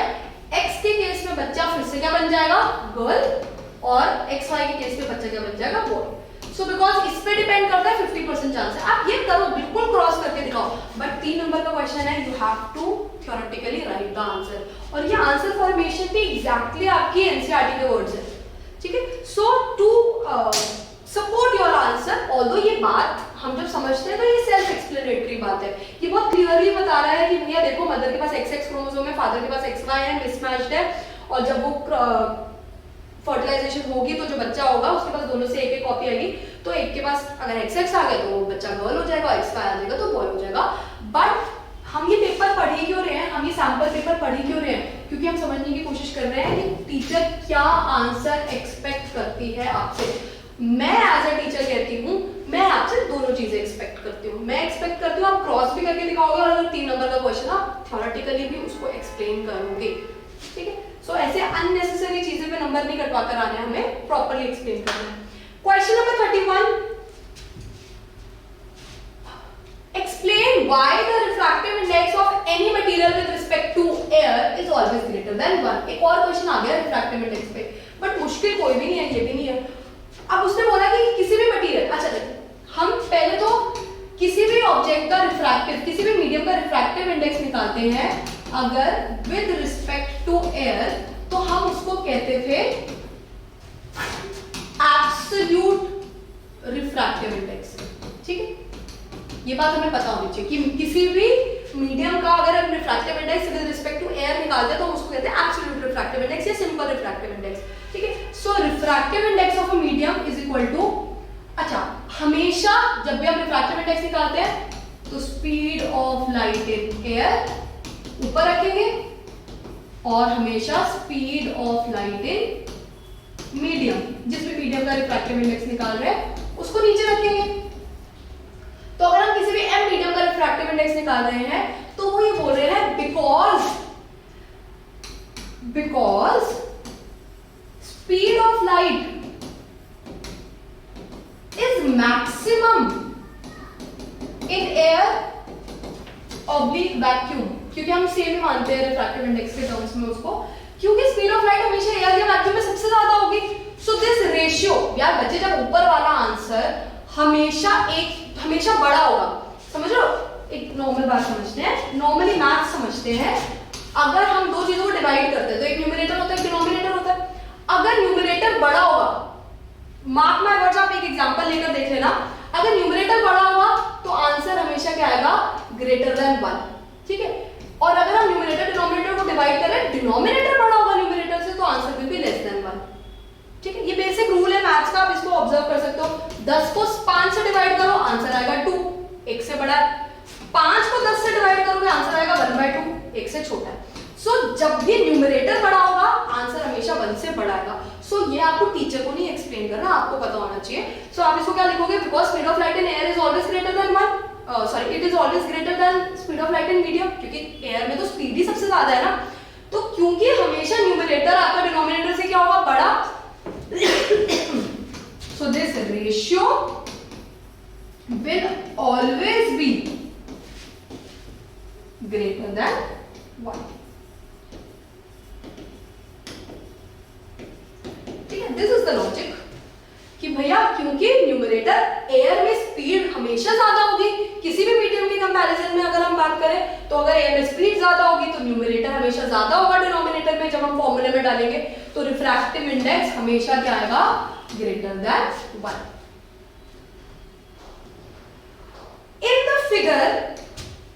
In figure given below, a ray of light enters from air to semicircular plastic block, ये प्लास्टिक का ब्लॉक है, ट्रांसपेरेंट होगा, इसमें लाइट रे एंटर करी। Why the ray does not deviate at the semicircular boundary of the plastic block? वो कह रहा है ये लाइट, यार this is medium 1, this is medium 2, तो ये लाइट रे यहाँ पे आके डेविएट क्यों नहीं करनी चाहिए थी? सिर्फ एक ही केस होता है जब लाइट डेविएट नहीं करती, जब ये लाइट इस पे कौन से एंगल पे फॉल कर रही हो, 90 डिग्री। सो आप लिख सकते हो कि the light must be falling at 90 degree on the surface. अच्छा, 90 डिग्री पे फॉल करने को हम क्या कहते हैं फिजिक्स में? It must be falling normally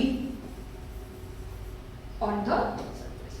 ठीक है, दोनों वर्ड लिखने बहुत इंपॉर्टेंट है। 90 डिग्री एंगल भी लिखोगे, नॉर्मली वर्ड भी लिखोगे। मैं आपको रीजन समझाती हूँ नॉर्मली लिखना क्यों जरूरी है। फिर से आपकी मार्किंग स्कीम में ना ये लिखा है फॉलिंग नॉर्मली। ठीक है, सो नॉर्मली लिखा हुआ है तो आपको पता हो, ये मुझे पता है कि आपको पता होगा अभी 90 डिग्री का मतलब नॉर्मली होता है, बट थोड़ा सा अगर आपको लगता है कि यार एक वर्ड में आंसर है ना, तो उसको ये भी लिख दो कि 90 डिग्री है और ये भी लिख दो नॉर्मली। ऐसा ना हो कि टीचर को लगे कि आंसर मिसिंग है। ठीक है,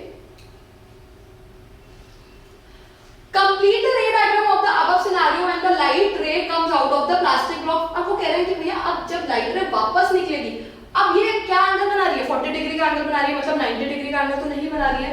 सो वो कह रहे हैं कि when the ray light comes out of the plastic block from the top flat end, simple सी बात है, ये कैसा मीडियम था? डेंसर मीडियम है, क्योंकि बाहर का मीडियम क्या है? ये सब क्या है? एयर है, तो ये भी क्या है? एयर है। सो जब ये बाहर जाएगी तो ये डेंसर से कहां जा रही है? रेयरर में।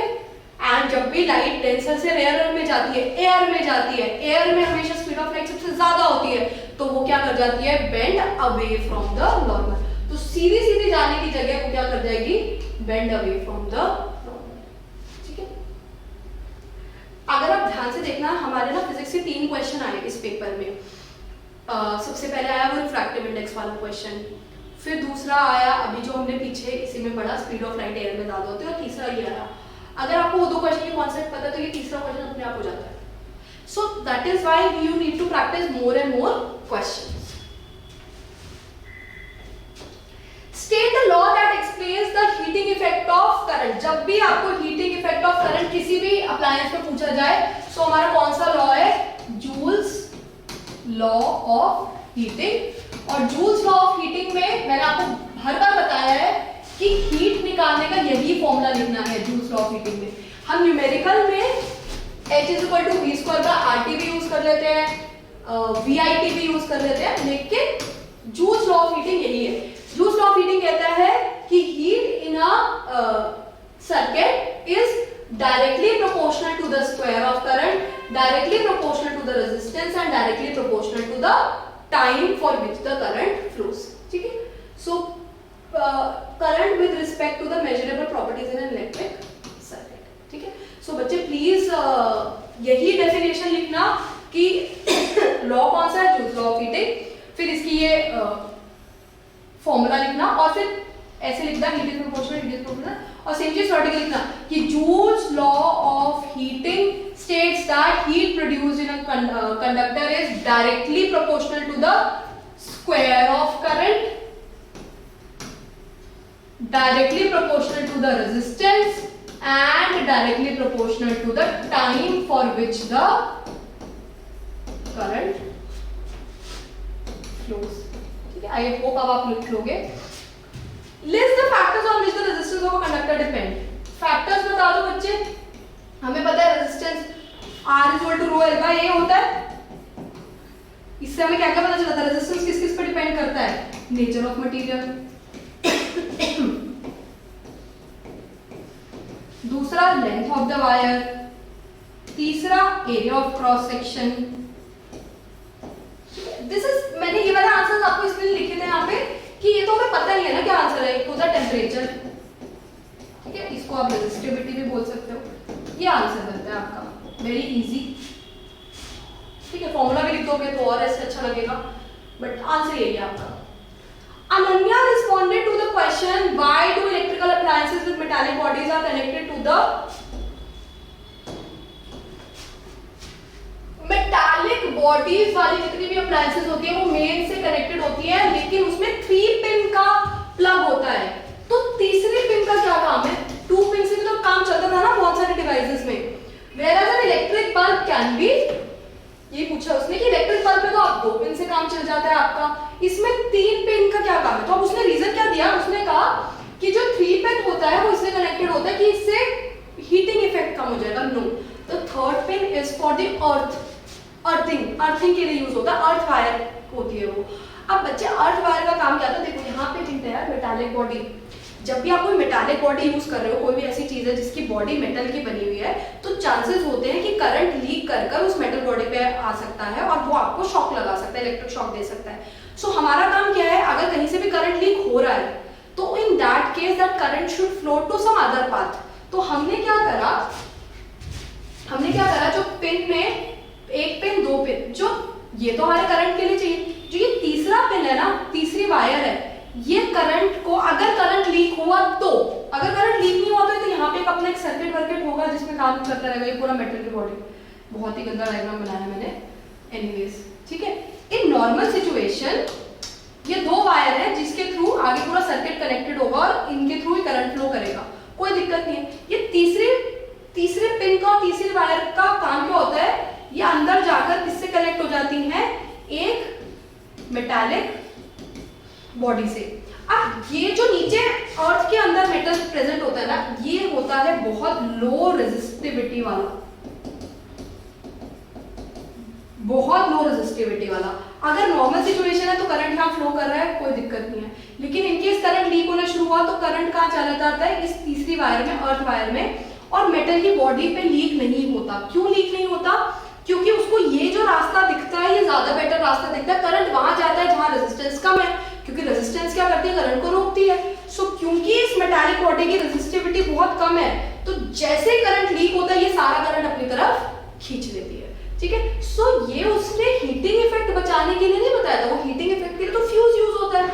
जो आपका जो तीसरा पिन होता है वो आपकी अर्थिंग के लिए होता है, जो आपको शॉक से बचाता है। कैसे बचाता है, जब भी करंट लीक होता है तो वो करंट इस तीसरी वायर के थ्रू अर्थ में चला जाता है, जो एक मेटालिक बॉडी से कनेक्ट, मेटालिक प्लेट से कनेक्टेड होती है। उस प्लेट की रेजिस्टिविटी बहुत कम होती है, तो सारा करंट अपनी तरफ खींच लेती है। सो अनन्या's answer is wrong. The electrical appliance with metallic body need an earth wire which provides a low resistance conducting path to the flow of current। तो करंट को ये वाला पाथ मिल जाता है जिसमें लो रेजिस्टेंस है। In case there is an accidental leakage of current, normal situation में इसकी कोई जरूरत नहीं है, लेकिन अगर एक्सीडेंटल लीकेज ऑफ करंट हो गया सो ये सारा करंट उधर से फ्लो कर जाता है, ठीक है। नेक्स्ट है, इज एन आंसर करेक्ट। अच्छा, what is the function of a fuse in a domestic circuit. Fuse का फंक्शन हमें पता ही है, ये होना चाहिए था ना कि ये करता है reduce heating effect of current, मतलब रिड्यूस तो ये भी नहीं करता है। मैं बताती हूँ फ्यूज क्या करता है बच्चे। इन केस आपके अप्लायंस में जितना करंट की रिक्वायरमेंट है उससे ज्यादा करंट फ्लो करने लग जाता है, तो करंट ज्यादा फ्लो करेगा। अभी देखा था हमने करंट ज्यादा तो हीट भी ज्यादा। As of Joule's law of heating हमें पता है कि अगर करंट ज्यादा फ्लो करने लग जाएगा तो हीट भी ज्यादा प्रोड्यूस होने लग जाएगी। हीट ज्यादा प्रोड्यूस होगी सो आपकी डिवाइस खराब हो सकती है। तो वो क्या करता है, वो जो फ्यूज होता है वो क्या करता है कि जैसे करंट ज्यादा फ्लो करने लग जाता है तो वो फ्यूज क्या करता है, हीट भी ज्यादा करने लगता है, तो हीट की वजह से मेल्ट हो जाता है। जब वो मेल्ट हो जाता है तो जो सर्किट था उसके बीच में फ्यूज था, जब उसके बीच में फ्यूज मेल्ट हो गया तो वो सर्किट क्या हो गया, ब्रेक हो गया, तो करंट रुक जाता है उसमें से।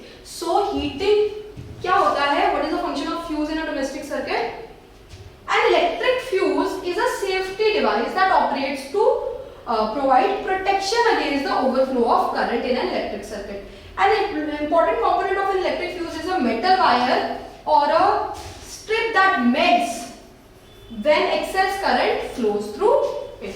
ठीक है, तो जब भी इससे एक्स्ट्रा करंट फ्लो करता है तो ये क्या कर जाती है, मेल्ट कर जाती है, ठीक है।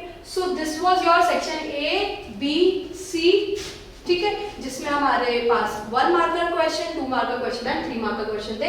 हमारे पास है सेक्शन डी जिसमें हमारे पास है 5 मार्कर क्वेश्चंस। ओके, रहमत classified the reaction between methane and chlorine as substitution reaction in the presence of sunlight. Support Rahman's view with suitable justification and illustrate the reaction with the help of a balanced chemical reaction. हमें methane को react करना है। Methane कैसा दिखता है बच्चे, methane कुछ इस तरीके से होता है, कार्बन और उसके आसपास 4 हाइड्रोजन, है ना। लेकिन अदरवाइज मीथेन बहुत फेयरली अनरिएक्टिव चीज होती है because it is a saturated compound, इसमें सिर्फ सिंगल बॉन्ड होते हैं एंड सिंगल बॉन्ड इजीली नहीं टूटते क्योंकि वो स्ट्रॉन्गर होते हैं, ज्यादा स्टेबल होते हैं। सो अदरवाइज आप मीथेन सैचुरेटेड कंपाउंड किसी से रिएक्ट नहीं करते, बट स्पेशल केस में अगर हम क्लोरीन या ब्रोमीन सनलाइट के प्रेजेंस में पास करें तो क्या होने लग जाता है, एक एक हाइड्रोजन हटने लग जाता है, उसके जगह क्या लगने लग जाता है, क्लोरीन। सो क्योंकि हाइड्रोजन हट रहा है और उसको सब्स्टिट्यूट कौन कर रहा है, क्लोरीन, इसलिए हम इसको क्या कहते हैं, सब्स्टिट्यूशन रिएक्शन। सो रिएक्शन क्या होती है, CH4 chlorine gas in presence of sunlight gives CH। अब देखो एक हाइड्रोजन हट गया, उसकी जगह क्लोरीन लग गया तो CH3Cl। अब बच्चे देखो एक क्लोरीन यहां से यहां लग जाता है, एक यहां से क्लोरीन, एक यहां से हाइड्रोजन, यहां से एक हाइड्रोजन कम हो गया, है ना। CH4 के पहले एक हाइड्रोजन कम हो गया और इस Cl2 में से एक यहां पर चला गया, तो एक H और एक Cl मिलकर क्या बना देते हैं, HCl, and this equation is balanced.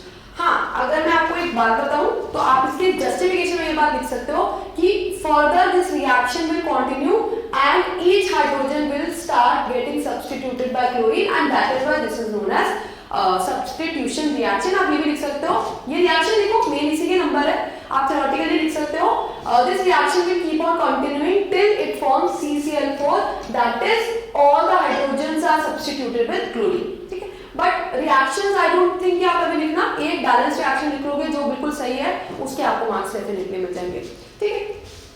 Chlorine gas was prepared using electrolysis of brine solution, acid basis and salt का क्वेश्चन दिया है इस बार। केमिस्ट्री में वी कैन सी कि बहुत बार ऐसा किया है कि 2-3 अलग-अलग चैप्टर्स को क्लब करके क्वेश्चंस बनाए हैं, जैसे पीछे metals and non metals chemical reactions को क्लब करके, यहाँ पर कार्बन और एसिड बेसिस एंड सॉल्ट को क्लब करके क्वेश्चन बनाया है। Right the chemical equation two represent the chain. Brine solution होता है हमारा NaCl वाला पानी, नॉर्मल नमक वाला पानी, इससे हम इलेक्ट्रिसिटी पास करते हैं तो ये हमें 3 चीजें देता है, NaOH plus Cl2 plus H2। इसीलिए हम इसको क्लोर एल्कलाई प्रोसेस भी बोलते थे, क्लोर क्योंकि क्लोरीन बनता है इसमें, एल्कलाई क्योंकि NaOH बनता है, इस प्रोसेस को क्लोर एल्कलाई प्रोसेस भी बोलते थे। केमिकल इक्वेशन देनी थी, हमने दे दी है। Identify the other products formed in the process, एक बना है NaOH, NaOH को हम क्या क्या कह सकते हैं, सोडियम हाइड्रोक्साइड तो है ही है, NaOH कॉस्टिक सोडा एक चीज, दूसरी चीज क्लोरीन तो हमें बताया हुआ था, दूसरी चीज होनी चाहिए हाइड्रोजन, ठीक है, फ्यूल। अच्छा, इसके यूजेस पूछे गए हैं, give one application of each, तो degreasing of metal, preparation of soap, ये सब आपके एनसीईआरटी में पॉइंट्स दिए हुए हैं। Similarly fuel, margarine, manufacturing of ammonia for fertiliser, ये भी एनसीईआरटी में पॉइंट दिए हुए हैं। क्लोरीन की इंपॉर्टेंस आप इसमें पूछी नहीं गई है क्योंकि उसने पूछा कि भैया क्लोरीन के अलावा जो बाकी 2 चीजें बनी है उसकी एप्लीकेशंस लिखो, तो आपको ऊपर 2 की एप्लीकेशंस लिखते हैं, लेकिन अगर आपको क्लोरीन की भी आते हैं तो आप लिख सकते हो, बट हाइड्रोजन और सोडियम हाइड्रोक्साइड की लिखनी कंपलसरी है, ठीक है। So we need to understand कि क्वेश्चन क्या पूछा है। क्वेश्चन कह रहा है NaCl में पानी डाला, इलेक्ट्रिसिटी पास करी तो क्लोरीन तो बना, हमें पता है, बाकी 2 चीजें क्या बनी, तो बाकी 2 चीजें क्या बनी वो पता होनी चाहिए और उनकी एप्लीकेशंस क्या है वो पता होनी चाहिए। ओके, इसी का ऑप्शन क्या था हमारे पास, Raina. राइना while doing certain reaction observed the heating of a substance X with vinegar। अच्छा, substance X with vinegar like smell, यानी जो X चीज है इसकी विनेगर जैसी स्मेल है। विनेगर जैसी स्मेल हमारे पास एक ही चीज की होती है, एथेनॉइक एसिड की, क्योंकि हमने पढ़ा था कि विनेगर बनता ही किससे है, एथेनॉइक एसिड से।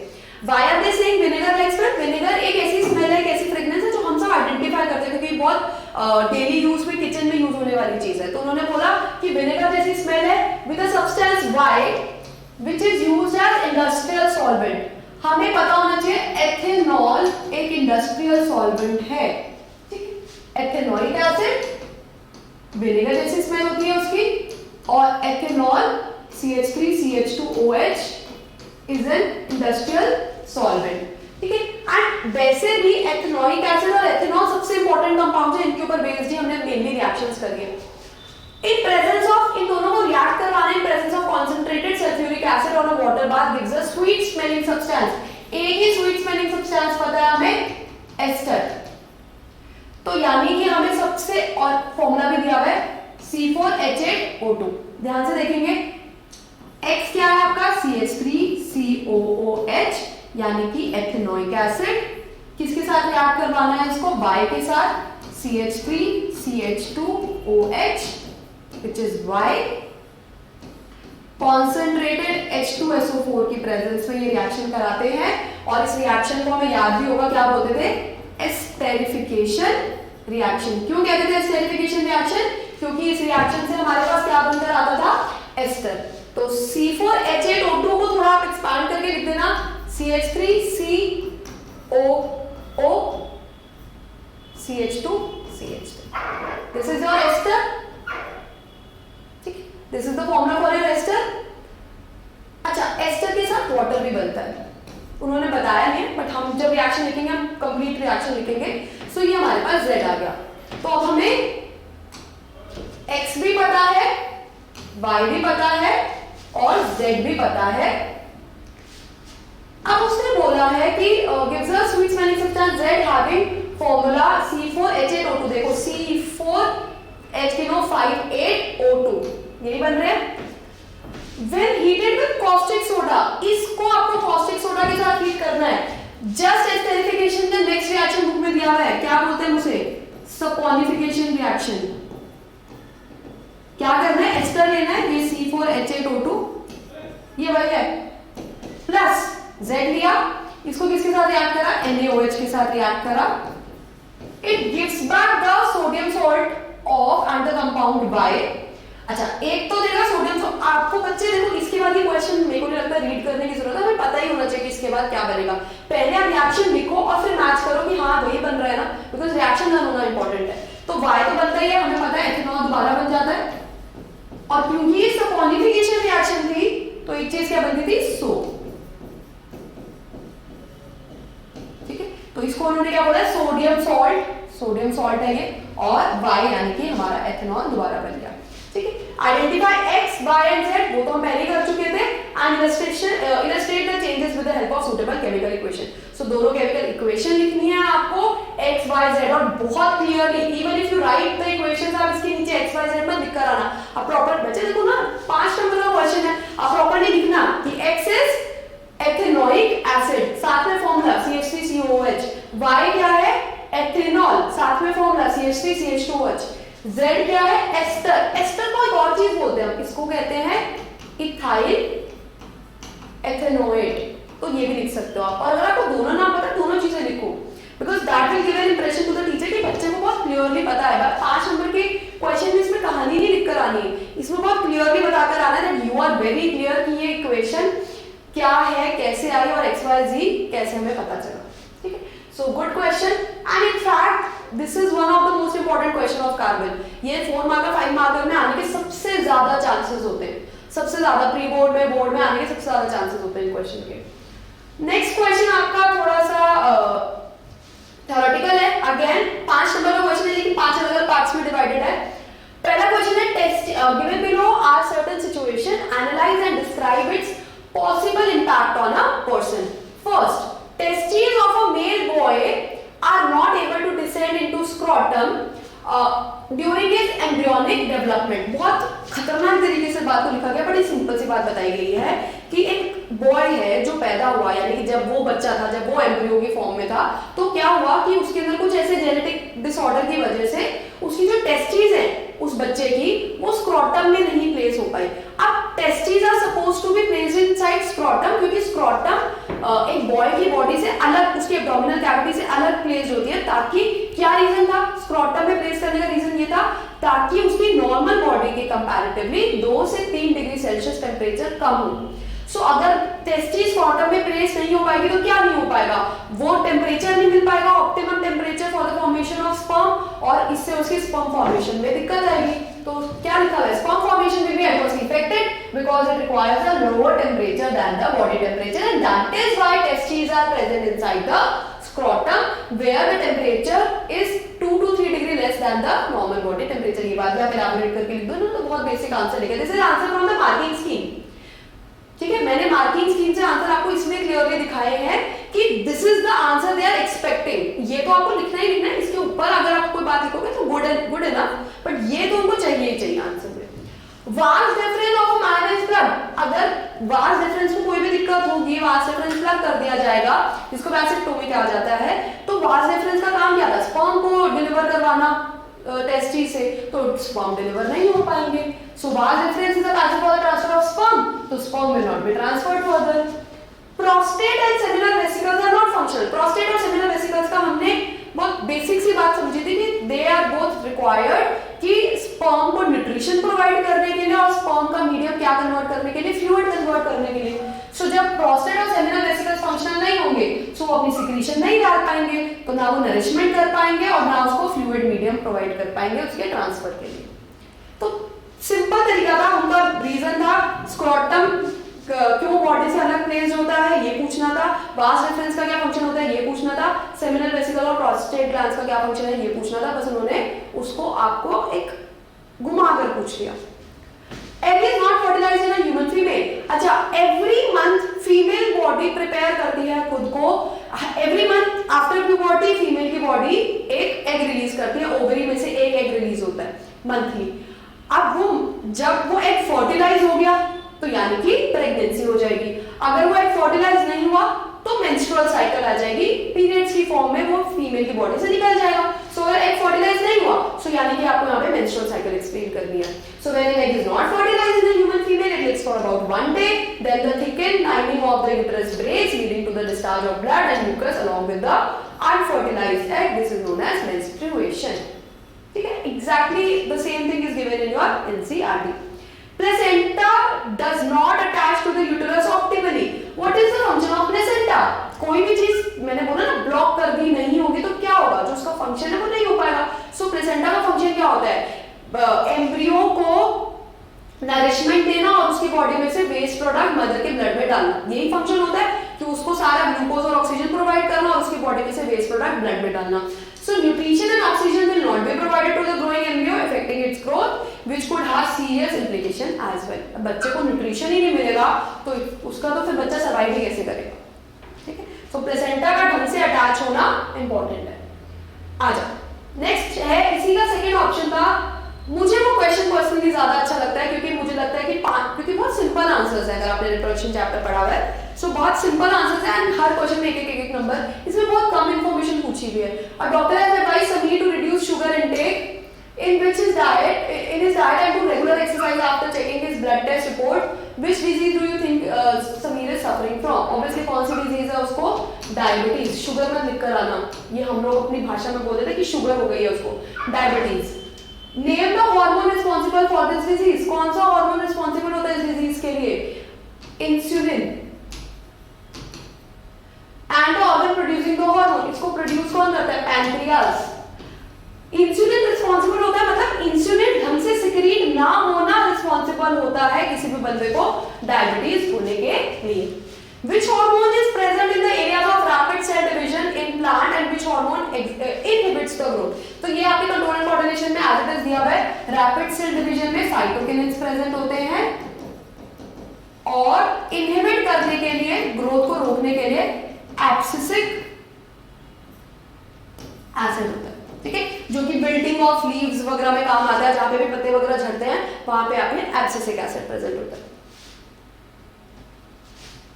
ओके, फिजिक्स का क्वेश्चन है ये, आपको बताया गया था above image shows a thin lens of focal length 5 centimetre, इसकी फोकल लेंथ 5 मीटर्स है।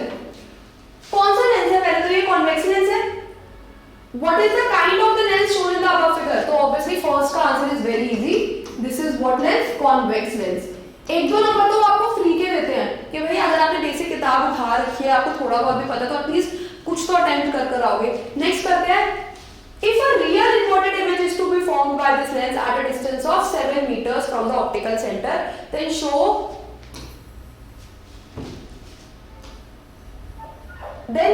with calculation where should the object be placed। यानी कि हमें ऑब्जेक्ट डिस्टेंस निकालना है, यानी u फाइंड आउट करना है।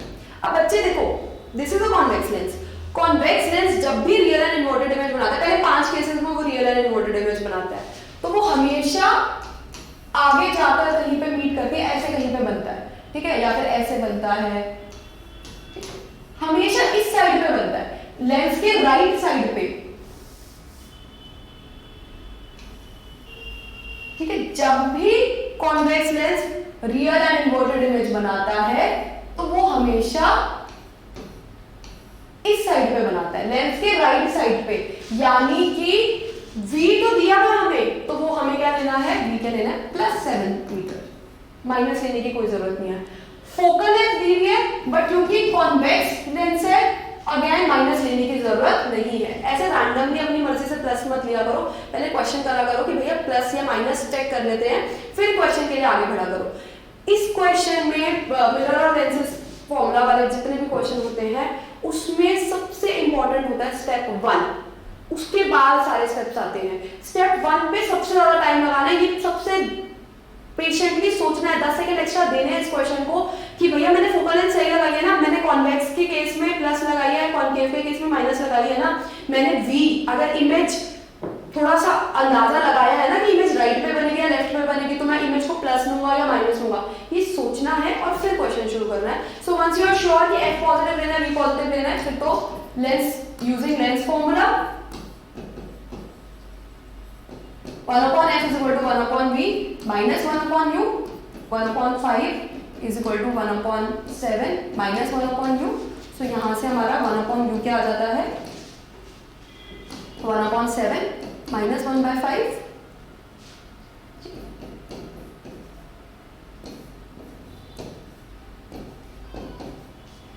तो this comes out to be minus 2/35, यानी कि u is equal to minus 35/2 meters which is 17.5 meters। ठीक है, दोनों u है।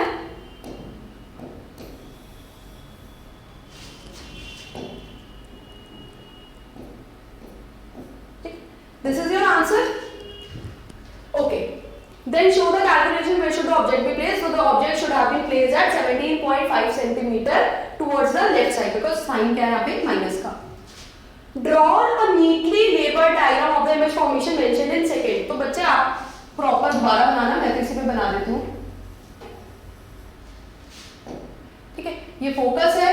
अच्छा प्लीज इस बात को याद रखना, हमारा फोकल लेंथ है 5 सेंटीमीटर और ऑब्जेक्ट रखा है 17.5 पे, तो f है 5, 2f है 10 और 10 के भी पीछे रखना है ऑब्जेक्ट को, क्योंकि ऑब्जेक्ट डिस्टेंस ये 17.5। समझो ये फोकल लेंथ है, ये 5 है, यहाँ पे अगर मैं 2f2 भी बना देती हूँ तो ये 10 हो जाएगा, तो इसके भी पीछे रखना ऑब्जेक्ट को। ठीक है, एंड इमेज कहाँ पे बनेगी,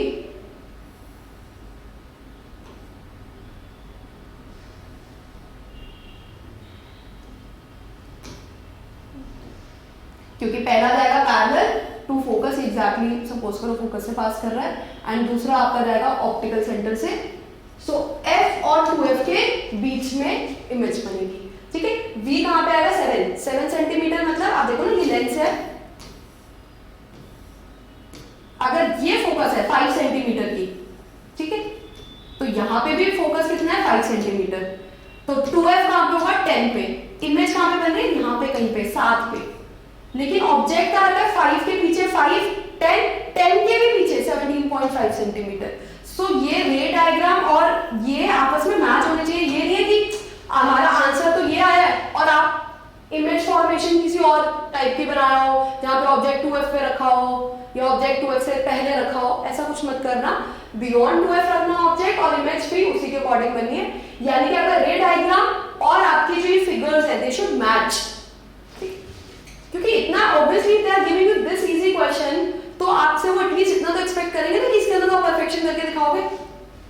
इसका ऑप्शन उससे भी इजी, अ 10 centimetre long pencil, 10 centimetre long pencil, ये यानी कि लेंथ दी हुई है पेंसिल की, यानी कि ये ऑब्जेक्ट की क्या दी हुई है height of the object is 10 centimetre, is placed 5 centimetre in front of a concave mirror.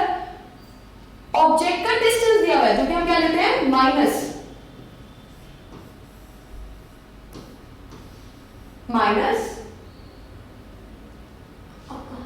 5 centimetre in front of a concave mirror having radius of curvature। बस ये छोटी सी बात है कि यहाँ पे radius of curvature दिया हुआ है, concave mirror है तो माइनस में होगा, द रेडियस ऑफ कर्वेचर दिया है, फोकस में कन्वर्ट करने के लिए हम क्या लिखेंगे, f is equal to r/2 यानी -40/2 यानी -20 सेंटीमीटर। तो फोकस क्या होगा आपका -20 centimetre, height of the object 10 centimetre, u है -5 centimetre. Determine the position of the image formed by this mirror. Position of the image मतलब v निकालना है, तो क्या यूज करेंगे, कौन सा है, मिरर है ना, तो using mirror formula 1/f is equal to 1/v plus 1/u plus minus. अब देखकर क्या है, हमने फोकल लेंथ नेगेटिव में लेनी है, v निकालना है -1/5, ठीक है।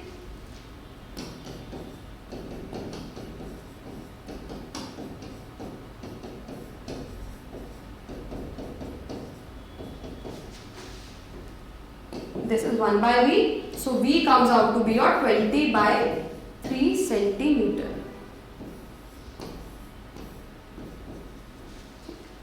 20/3 सेंटीमीटर।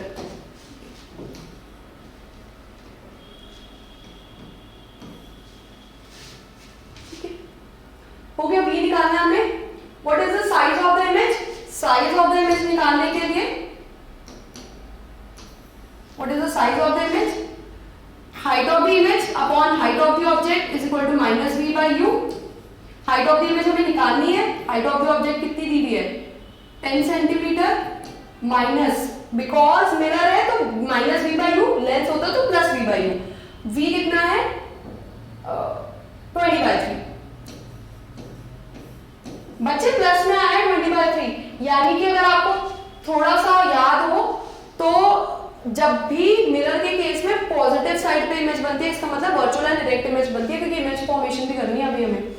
और u कितना लेना है, -5। और बिल्कुल सही बात है, वर्चुअल एंड डायरेक्ट इमेज सीधी बनती है, हाइट भी क्या आनी चाहिए, पॉजिटिव, पॉजिटिव ही आ रही है, ठीक है। Height of the image is equal to 40। So virtual and direct image बनाने का होमवर्क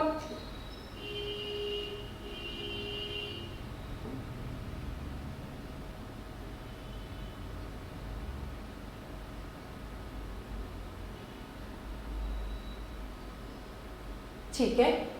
कॉनकेव मिरर है, फाइन। लास्ट केस है कॉनकेव मिरर का, सही है, 40 सेंटीमीटर बड़ी आनी चाहिए इमेज। आई थॉट कॉन्वेक्स, अच्छा कॉन्वेक्स पीछे था।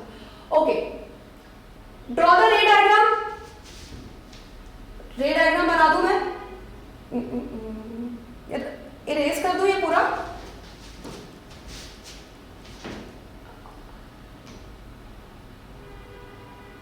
ये वाला पार्ट इरेज कर देती हूँ, ठीक है, ताकि यू भी है तो आप उससे मैच कर लोगे। याद रखना हाइट हमारी 40 सेंटीमीटर आई थी, प्लस 40 सेंटीमीटर। अच्छा, अब देखते हैं कौन सा मिरर है, कॉनकेव मिरर है। वर्चुअल एंड डायरेक्ट वाला केस है। वर्चुअल एंड डायरेक्ट वाला केस तब बनता है जब ऑब्जेक्ट कहां रखा होता है, बिल्कुल पोलर फोकस के बीच में। क्या फोकस कितना था हमारा, फोकस था 20 सेंटीमीटर और ऑब्जेक्ट कहां रखा हुआ है 5 सेंटीमीटर। बिल्कुल सही बात है, जब फोकस से भी पहले ऑब्जेक्ट रखा हुआ है तो इमेज ऑब्वियसली कैसी बनेगी,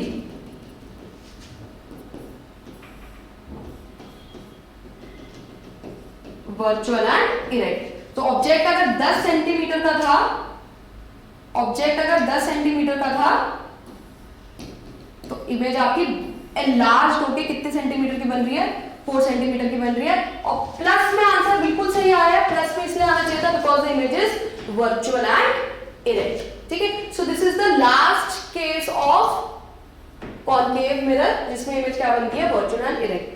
again very to the point, दोनों बहुत एनसीईआरटी लेवल के क्वेश्चंस हैं जो एनसीईआरटी बैक एक्सरसाइज में दिए हुए हैं, नथिंग मोर डिफिकल्ट। आ जाओ, लास्ट सेक्शन है सेक्शन ई, 4 मार्क्स का, केस बेस्ड डेटाबेस क्वेश्चंस है। इसके अंदर 2 to 3 शॉर्ट सब पार्ट्स हैं। Internal choices provided in one of these sub parts. तो इसमें ना बच्चे बहुत बार कंफ्यूजन, अगर उन्होंने पेपर प्रैक्टिस नहीं करा होता, जब फर्स्ट टाइम वो पेपर करते हैं, what they do is last option में ना, जैसे डी पार्ट है या सी पार्ट है, उसमें एक और ऑप्शन होता है, सो वो सिर्फ उस पार्ट का ऑप्शन होता है, थोड़ा ज्यादा दिमाग लगा लेते हैं बच्चे, ई तक पहुंचते पहुंचते शायद इतना ही दिमाग रह जाता है कि बच्चे क्या करते हैं, वो पहले 3 पार्ट का एक ऑप्शन समझ के एक ही पार्ट कर आ जाते हैं। प्लीज इस तरह की बेवकूफी नहीं करेंगे पेपर में। आगे बच्चे, सिर्फ और सिर्फ आपके 4 मार्क का क्वेश्चन है और सेक्शन ई शुरू करते हैं। आई थिंक हमारा 36, 37, 38 और 39 4 क्वेश्चन होते हैं इसमें। Substance C is used as a preservative. C के बारे में हिंट दिए हुए हैं। C has 2 carbon atom. C is obtained by the reaction of A. C, okay, very important point. It has 2 carbon atom. It is obtained by the reaction of A in the presence of alkaline potassium permanganate followed by acidification. This is कौन सा reaction? Oxidation reaction, यानी कि A को react करना है और वो C बनाएगा और 2 कार्बन का बनाएगा। सो ऑक्सीडेशन में A से C तब बनता है जब A क्या होता है? अल्कोहल, और C क्या होता है?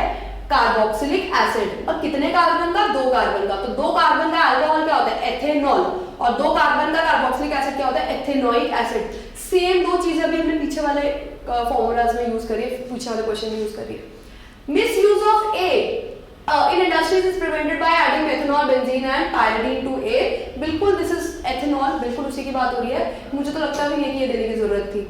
F is formed on heating A in presence of concentrated sulfuric acid. अब पहले A से C बना लें, पहले देख लें A क्या है हमारा? एथेनॉल, और ऑक्सीडेशन करने के बाद वो C बनाता है, C है हमारा एथेनोइक एसिड। फिर उन्होंने बोला है F तब बनता है जब हम A को कॉन्सेंट्रेटेड सल्फ्यूरिक एसिड में हीट करते हैं। A को तो अब हम बोल सकते हैं ना बच्चे, A क्या है हमारा? Ethanol. Property of ethanol, properties of ethanol में ये रिएक्शन दी हुई है, इसको हम कहते हैं डिहाइड्रेशन रिएक्शन। ये बनाता है इथीन, और डिहाइड्रेट हो जाता है तो इसमें से वाटर निकल जाता है। तो यानी कि F क्या है हमारा? Ethene. F reacts with hydrogen in the presence of, अब इथीन के बारे में आगे एक और चीज दी हुई है कि इथीन को अगर हम फर्दर रिएक्ट करेंगे निकल पैलेडियम की प्रेजेंस में तो वो हमें क्या देगा? कुछ देगा नहीं, but it reacts with the hydrogen gas in the presence. वैसे इन्होंने बताया नहीं, इट विल गिव इथेन। ठीक है, सो ऑल अगर आप टेक्निकली देखोगे तो हमारे पास कार्बन चैप्टर में केमिकल रिएक्शन जहां से शुरू होती है तो सबसे पहले केमिकल प्रॉपर्टी ऑफ कार्बन में कंबशन है, कंबशन के बाद ऑक्सीडेशन है, ऑक्सीडेशन यहाँ पे पूछ ली है, उसके बाद हाइड्रोजनेशन यानी एडिशन है, वो भी यहाँ पे पूछ ली है, उसके बाद सब्स्टिट्यूशन है, पिछले क्वेश्चन में पूछ ली। अभी तक 4 रिएक्शन पढ़े, उसमें से 3 आपसे पूछी जा चुकी है। उसके अगले पेज पे भी 2 रिएक्शन है जिसमें से एक आपसे यहाँ पे पूछ ली गई है, उसके अगले पेज पे 2 रिएक्शन है वो भी आपसे पूछ ली गई है। So mostly all the chemical reactions of carbon has been asked in your paper. So chemical reaction of carbon and its compound तो आर मोस्ट इंपॉर्टेंट। ठीक है, and to be very honest they are not that difficult also अगर आप उनको ढंग से पढ़ते हो तो। ठीक है, सो अब हमें पता लग गया कि A और F क्या है, हमने बता दिया ना। A से हमने क्या बनाया था? C, तो A था एथेनॉल, C था एथेनोइक एसिड, फिर हमने A से सल्फ्यूरिक एसिड की प्रेजेंस में F बनाया था। A से जब हम F बनाते हैं तो ये A तब भी एथेनॉल ही था, लेकिन F क्या था हमारा? इथीन। ठीक है, सो उन्होंने बोला आयोटैक name of A and F बनाओ, तो A का आयोटैक नेम क्या है? एथेनॉल, और F का आयोटैक नेम क्या है? Ethene. Illustrate with the help of chemical changes taking place A to C. A to C है एथेनॉल, CH3 CH2OH से C क्या था? CH3 COOH। एथेनॉल से एथेनॉइक एसिड डालने के लिए इन्होंने वैसे बता दिया, हमें लर्न भी है, अल्कलाइन KMnO4 एसिडिफाइड K2Cr2O। ठीक है, ये करेंगे, ये हमें लर्न होना चाहिए। फिर उन्होंने बोला A से F की रिएक्शन भी देखो, A से F, इस रिएक्शन को हम क्या कहते हैं? Oxidation reaction.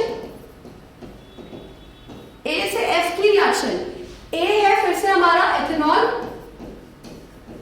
एथेनॉल में H2SO4 डालो 443 केल्विन पे, तो हमने पढ़ा था ये देखो एक ये OH हट जाता है और इसमें से एक हाइड्रोजन हटके 2 हाइड्रोजन रह जाते हैं, तो ये क्या बन जाता है, ये लो आया कहां से था, अब आई नहीं, ये क्या बन जाता है CH2 डबल बॉन्ड CH2, यानी ये क्या बन जाता है इथीन प्लस वाटर। ठीक है, क्योंकि आप देख रहे हो एथेनॉल को इथीन बनाने के चक्कर में मैंने उसे OH हटा दिया और एक H हटा दिया, तो यानी कि उसमें से वाटर हटा दिया, तो ये कौन सी रिएक्शन होती है, डिहाइड्रेटिंग रिएक्शन। यही पूछा गया है आपको कि ये सब केमिकल इक्वेशंस लिखनी है। और name the chemical reaction which occur, अगर आपको ये नहीं आते तो name the chemical reaction which occur in step 2 and 5, 2 and 5, तो 2 तो आपको लिखनी है, ये वाले तो यहाँ पे भी लिखनी पड़ेगी, और 5 है एडिशन रिएक्शन। एडिशन रिएक्शन क्या होती है, CH2 double bond CH2 hydrogen nickel oblique palladium gives CH3 CH3।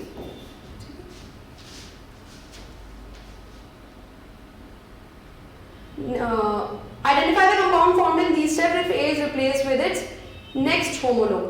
अब वो ये भी कह रहा है कि अगर यहाँ पे A की जगह अगली चीज होती, A क्या है मतलब एथेनॉल, तो अगर A की जगह एथेनॉल की जगह प्रोपेनॉल होता तो सब कुछ क्या बनता, एथेनॉल के एसिड की जगह क्या बनता, प्रोपेनोइक एसिड, एथीन की जगह क्या बनता, प्रोपीन, और अपना यहाँ पर प्रोपीन के साथ रिएक्ट होकर प्रोपेन बनता। ठीक है, सो जहां जहां पे H लिखा है वहां पे हम बस प्रोप लिखते, बनता वही, फंक्शनल ग्रुप वही रहता।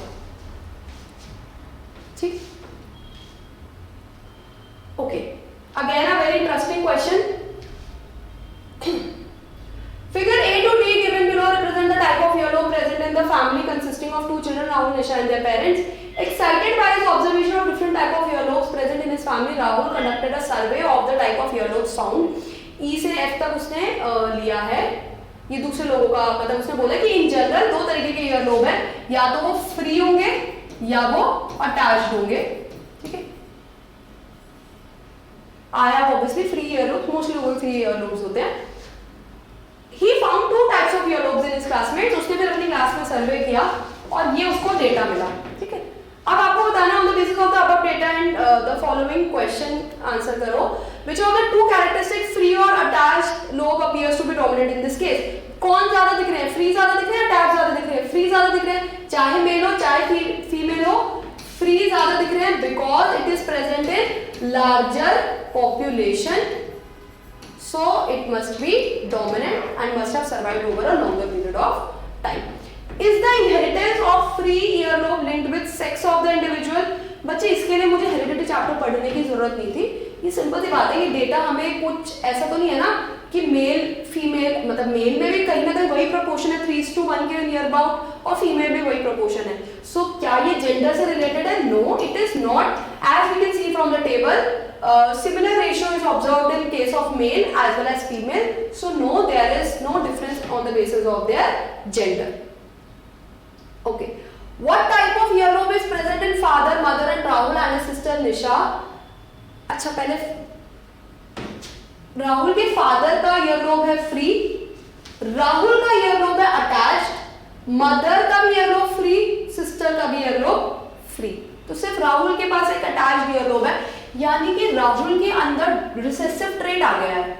और रिसेसिव ट्रेट तभी आ सकता है जब उसको मदर से और फादर से दोनों से ही कौन से ट्रेट की कॉपी मिली हो, रिसेसिव ट्रेट की कॉपी मिली हो। ठीक है, so write the genetic constitution of each of these family members which explains the inheritance of characters. अच्छा, आपको फ्री को रिप्रेजेंट करना है कैपिटल एफ से और अटैच्ड को फिर ऑब्वियसली स्मॉल एफ से करना है। अच्छा देखो बच्चे, पहले राहुल से स्टार्ट करते हैं, बिकॉज राहुल के पास अटैच्ड ईयरलोब है विच इज ओनली पॉसिबल जब उसके पास दोनों रिसेसिव ट्रेट आए हों, तो राहुल के पास तो स्मॉल एफ ही है, क्योंकि एक भी कैपिटल एफ आता तो वो डोमिनेंट हो जाता और वो क्या कहते हैं फ्री हो जाता ईयरलोब। अब बात करते हैं मदर की और फादर की। ऑब्वियस सी बात है, अगर राहुल के पास स्मॉल एफ आया है तो एक मदर से आया होगा और एक फादर से आया होगा, बट क्योंकि मदर और फादर के खुद के ईयरलोब फ्री हैं, डोमिनेंट वाले हैं, तो उनके पास एक डोमिनेंट भी रहा होगा, कैपिटल एफ भी रहा होगा। और जो उनकी बेटी है, बेटी के बारे में पूछे निशा,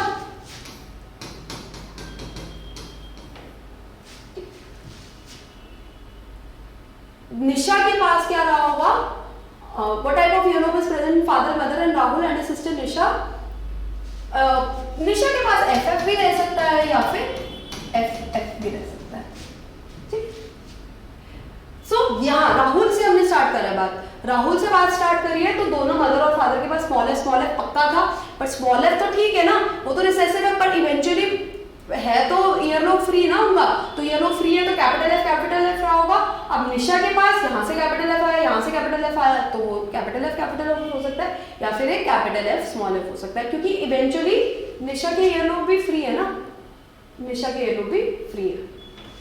अच्छा, एक और इसका ऑप्शन था, अगर हम ये सुरेश वाला क्वेश्चन करें, I just realized that I can use marker from here also. Suresh parents have attached earlobes. अच्छा, अब सुरेश के जो पेरेंट्स हैं उनके अटैच्ड ईयरलोब्स हैं, और यानी कि वो राहुल की तरह है। अटैच्ड ईयरलोब्स सिर्फ तब हो सकते हैं कि जब मम्मी स्मॉल एफ और फादर भी स्मॉल एफ रहा हो, क्योंकि अटैच्ड ईयरलोब्स रिसेसिव ट्रेट है। रिसेसिव ट्रेट तभी शो होता है जब दोनों ही रिसेसिव होते हैं। What type of earlobe can be seen in Suresh and his sister? बच्चे जब पेरेंट्स ही रिसेसिव ट्रेट रखते हैं और उनके अंदर जीत भी रिसेसिव ट्रेट रहा है, तो वो आगे की जनरेशन को भी सिर्फ स्मॉल एफ पास कर सकते हैं।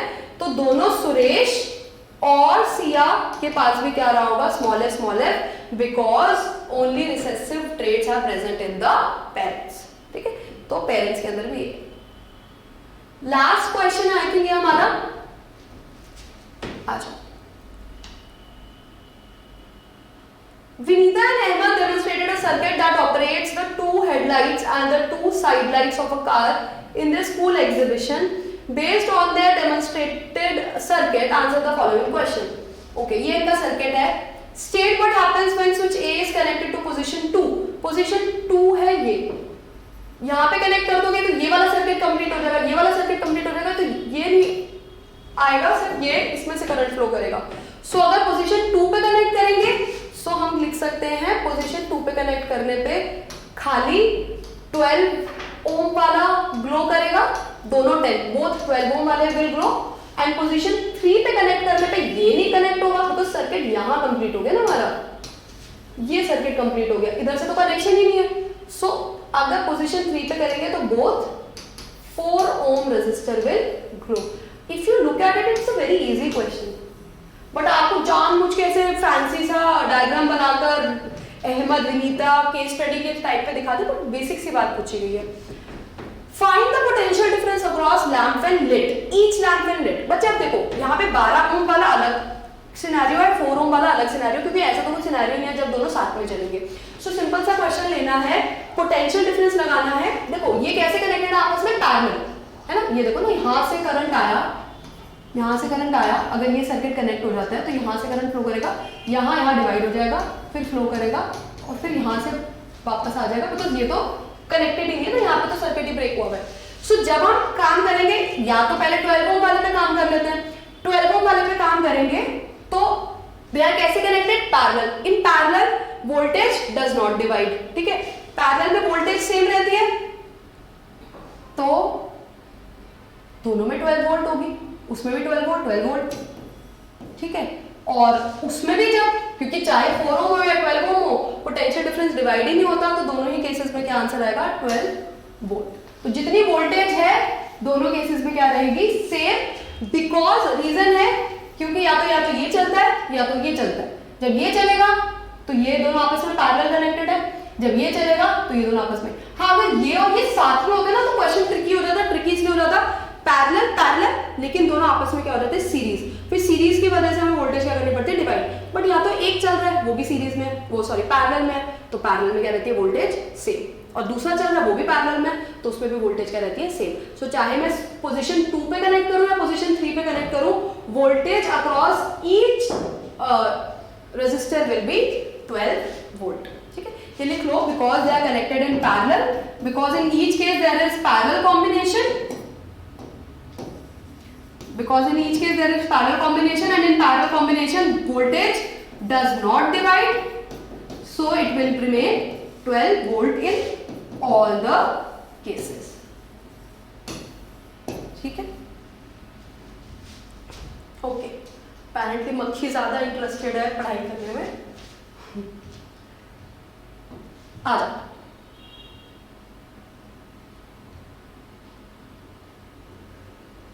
calculate the current in 12 ohm when lit and in 14 ohm when lit।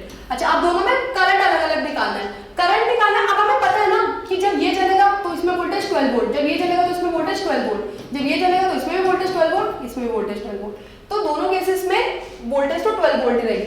Voltage पता है, रेजिस्टेंस पता है, V = IR, I क्या आ जाएगा V/R। सो सभी केसेस में करंट क्या आएगा, V/R 1। 12 ओम वाले में निकालें तो ठीक है, 12 ओम वाले में वोल्टेज तो हमें 12 लेनी है, रेजिस्टेंस भी 12 लेनी है, 12/12 1 एम्पियर। सो इस केस में हमेशा करंट कितना होगा, 1 एम्पियर।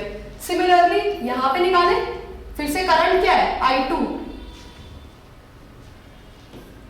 करंट क्या है, V/R 2। वोल्टेज कितनी लेनी है, 12, रेजिस्टेंस कितना लेना है, 4, 3 ampere। So in both the cases over here, current will be 3 ampere. Show with calculations which type of lamp 4 ohm or 12 ohm has the highest power। अच्छा, ये और में है, इसका ऑप्शन है ये। तो दोनों में अगर पावर कंपेयर करनी है तो पावर कंपेयर करने के लिए हम हमेशा कौन सा फॉर्मूला यूज करते हैं, P = V²/R। जब भी आपको इंडिपेंडेंट दो बल्ब्स दी गई हैं और उनका पावर को कंपेयर करना है तो पावर के बहुत सारे फॉर्मूले हैं। Power = VI, power = V²/R, power = I²R। Please note it down. Independent bulbs के अंदर पावर कंपेयर करने के लिए हम कौन सा फॉर्मूला यूज करेंगे, V²/R। जब मैं इलेक्ट्रिसिटी चैप्टर पढ़ाती हूँ लैबोरेटरी में, मैं इसका रीजन भी बताती हूँ, क्योंकि वोल्टेज दोनों केसेस में हम कांस्टेंट ले सकते हैं। ठीक है, अभी के लिए आप बिकॉज ये पेपर कर रहे हो तो फटाफट ये याद रखना, दो बल्ब्स की अगर क्या रेजिस्टेंस दी हुई है और पावर कंपेयर करनी है तो we will use the formula P = V²/R। ठीक है, so which type of lamp has a higher power, power 1 निकालते हैं, V², वोल्टेज क्या है दोनों की 12, और रेजिस्टेंस क्या है, R1 क्या है रेजिस्टेंस 12 ओम, तो इस केस में आ जाएगी 12 वॉट। और दूसरे वाले की पावर निकालने के लिए फिर से V²/R, वोल्टेज तो फिर से 12 ही लेनी है, रेजिस्टेंस कितनी लेनी है 4, 36। ठीक है, सो पावर इन ऑब्वियसली बात है, पावर और रेजिस्टेंस के आपस में इनवर्सली प्रोपोर्शनल है। सो जिसकी रेजिस्टेंस कम है उसकी पावर क्या आई है, ज्यादा आई है। क्लियर है सबको? ठीक है, so this was your paper which included 39 question and I think we are done with the paper. And ये पेपर करने के बाद आपको डेफिनेटली ये चीज समझ में आ जाएगी कि बोर्ड का paper is not going to be super tough, but हाँ उसके अंदर हर एक क्वेश्चन आपका कॉन्सेप्ट को चेक करेगा, और कॉन्सेप्ट आपको तभी आएंगे जब आप एनसीईआरटी में गिवन एक एक लाइन को रटोगे नहीं, उसको समझोगे। और बहुत सिंपल बातें दी हुई हैं, we have ample amount of time. अभी हमारे पास दिसंबर, जनवरी, फरवरी, मार्च 4 महीने हैं, which is enough time for anyone जो आज भी डिसाइड करेगा कि हमें पढ़ना शुरू करना है, they will be able to score good marks.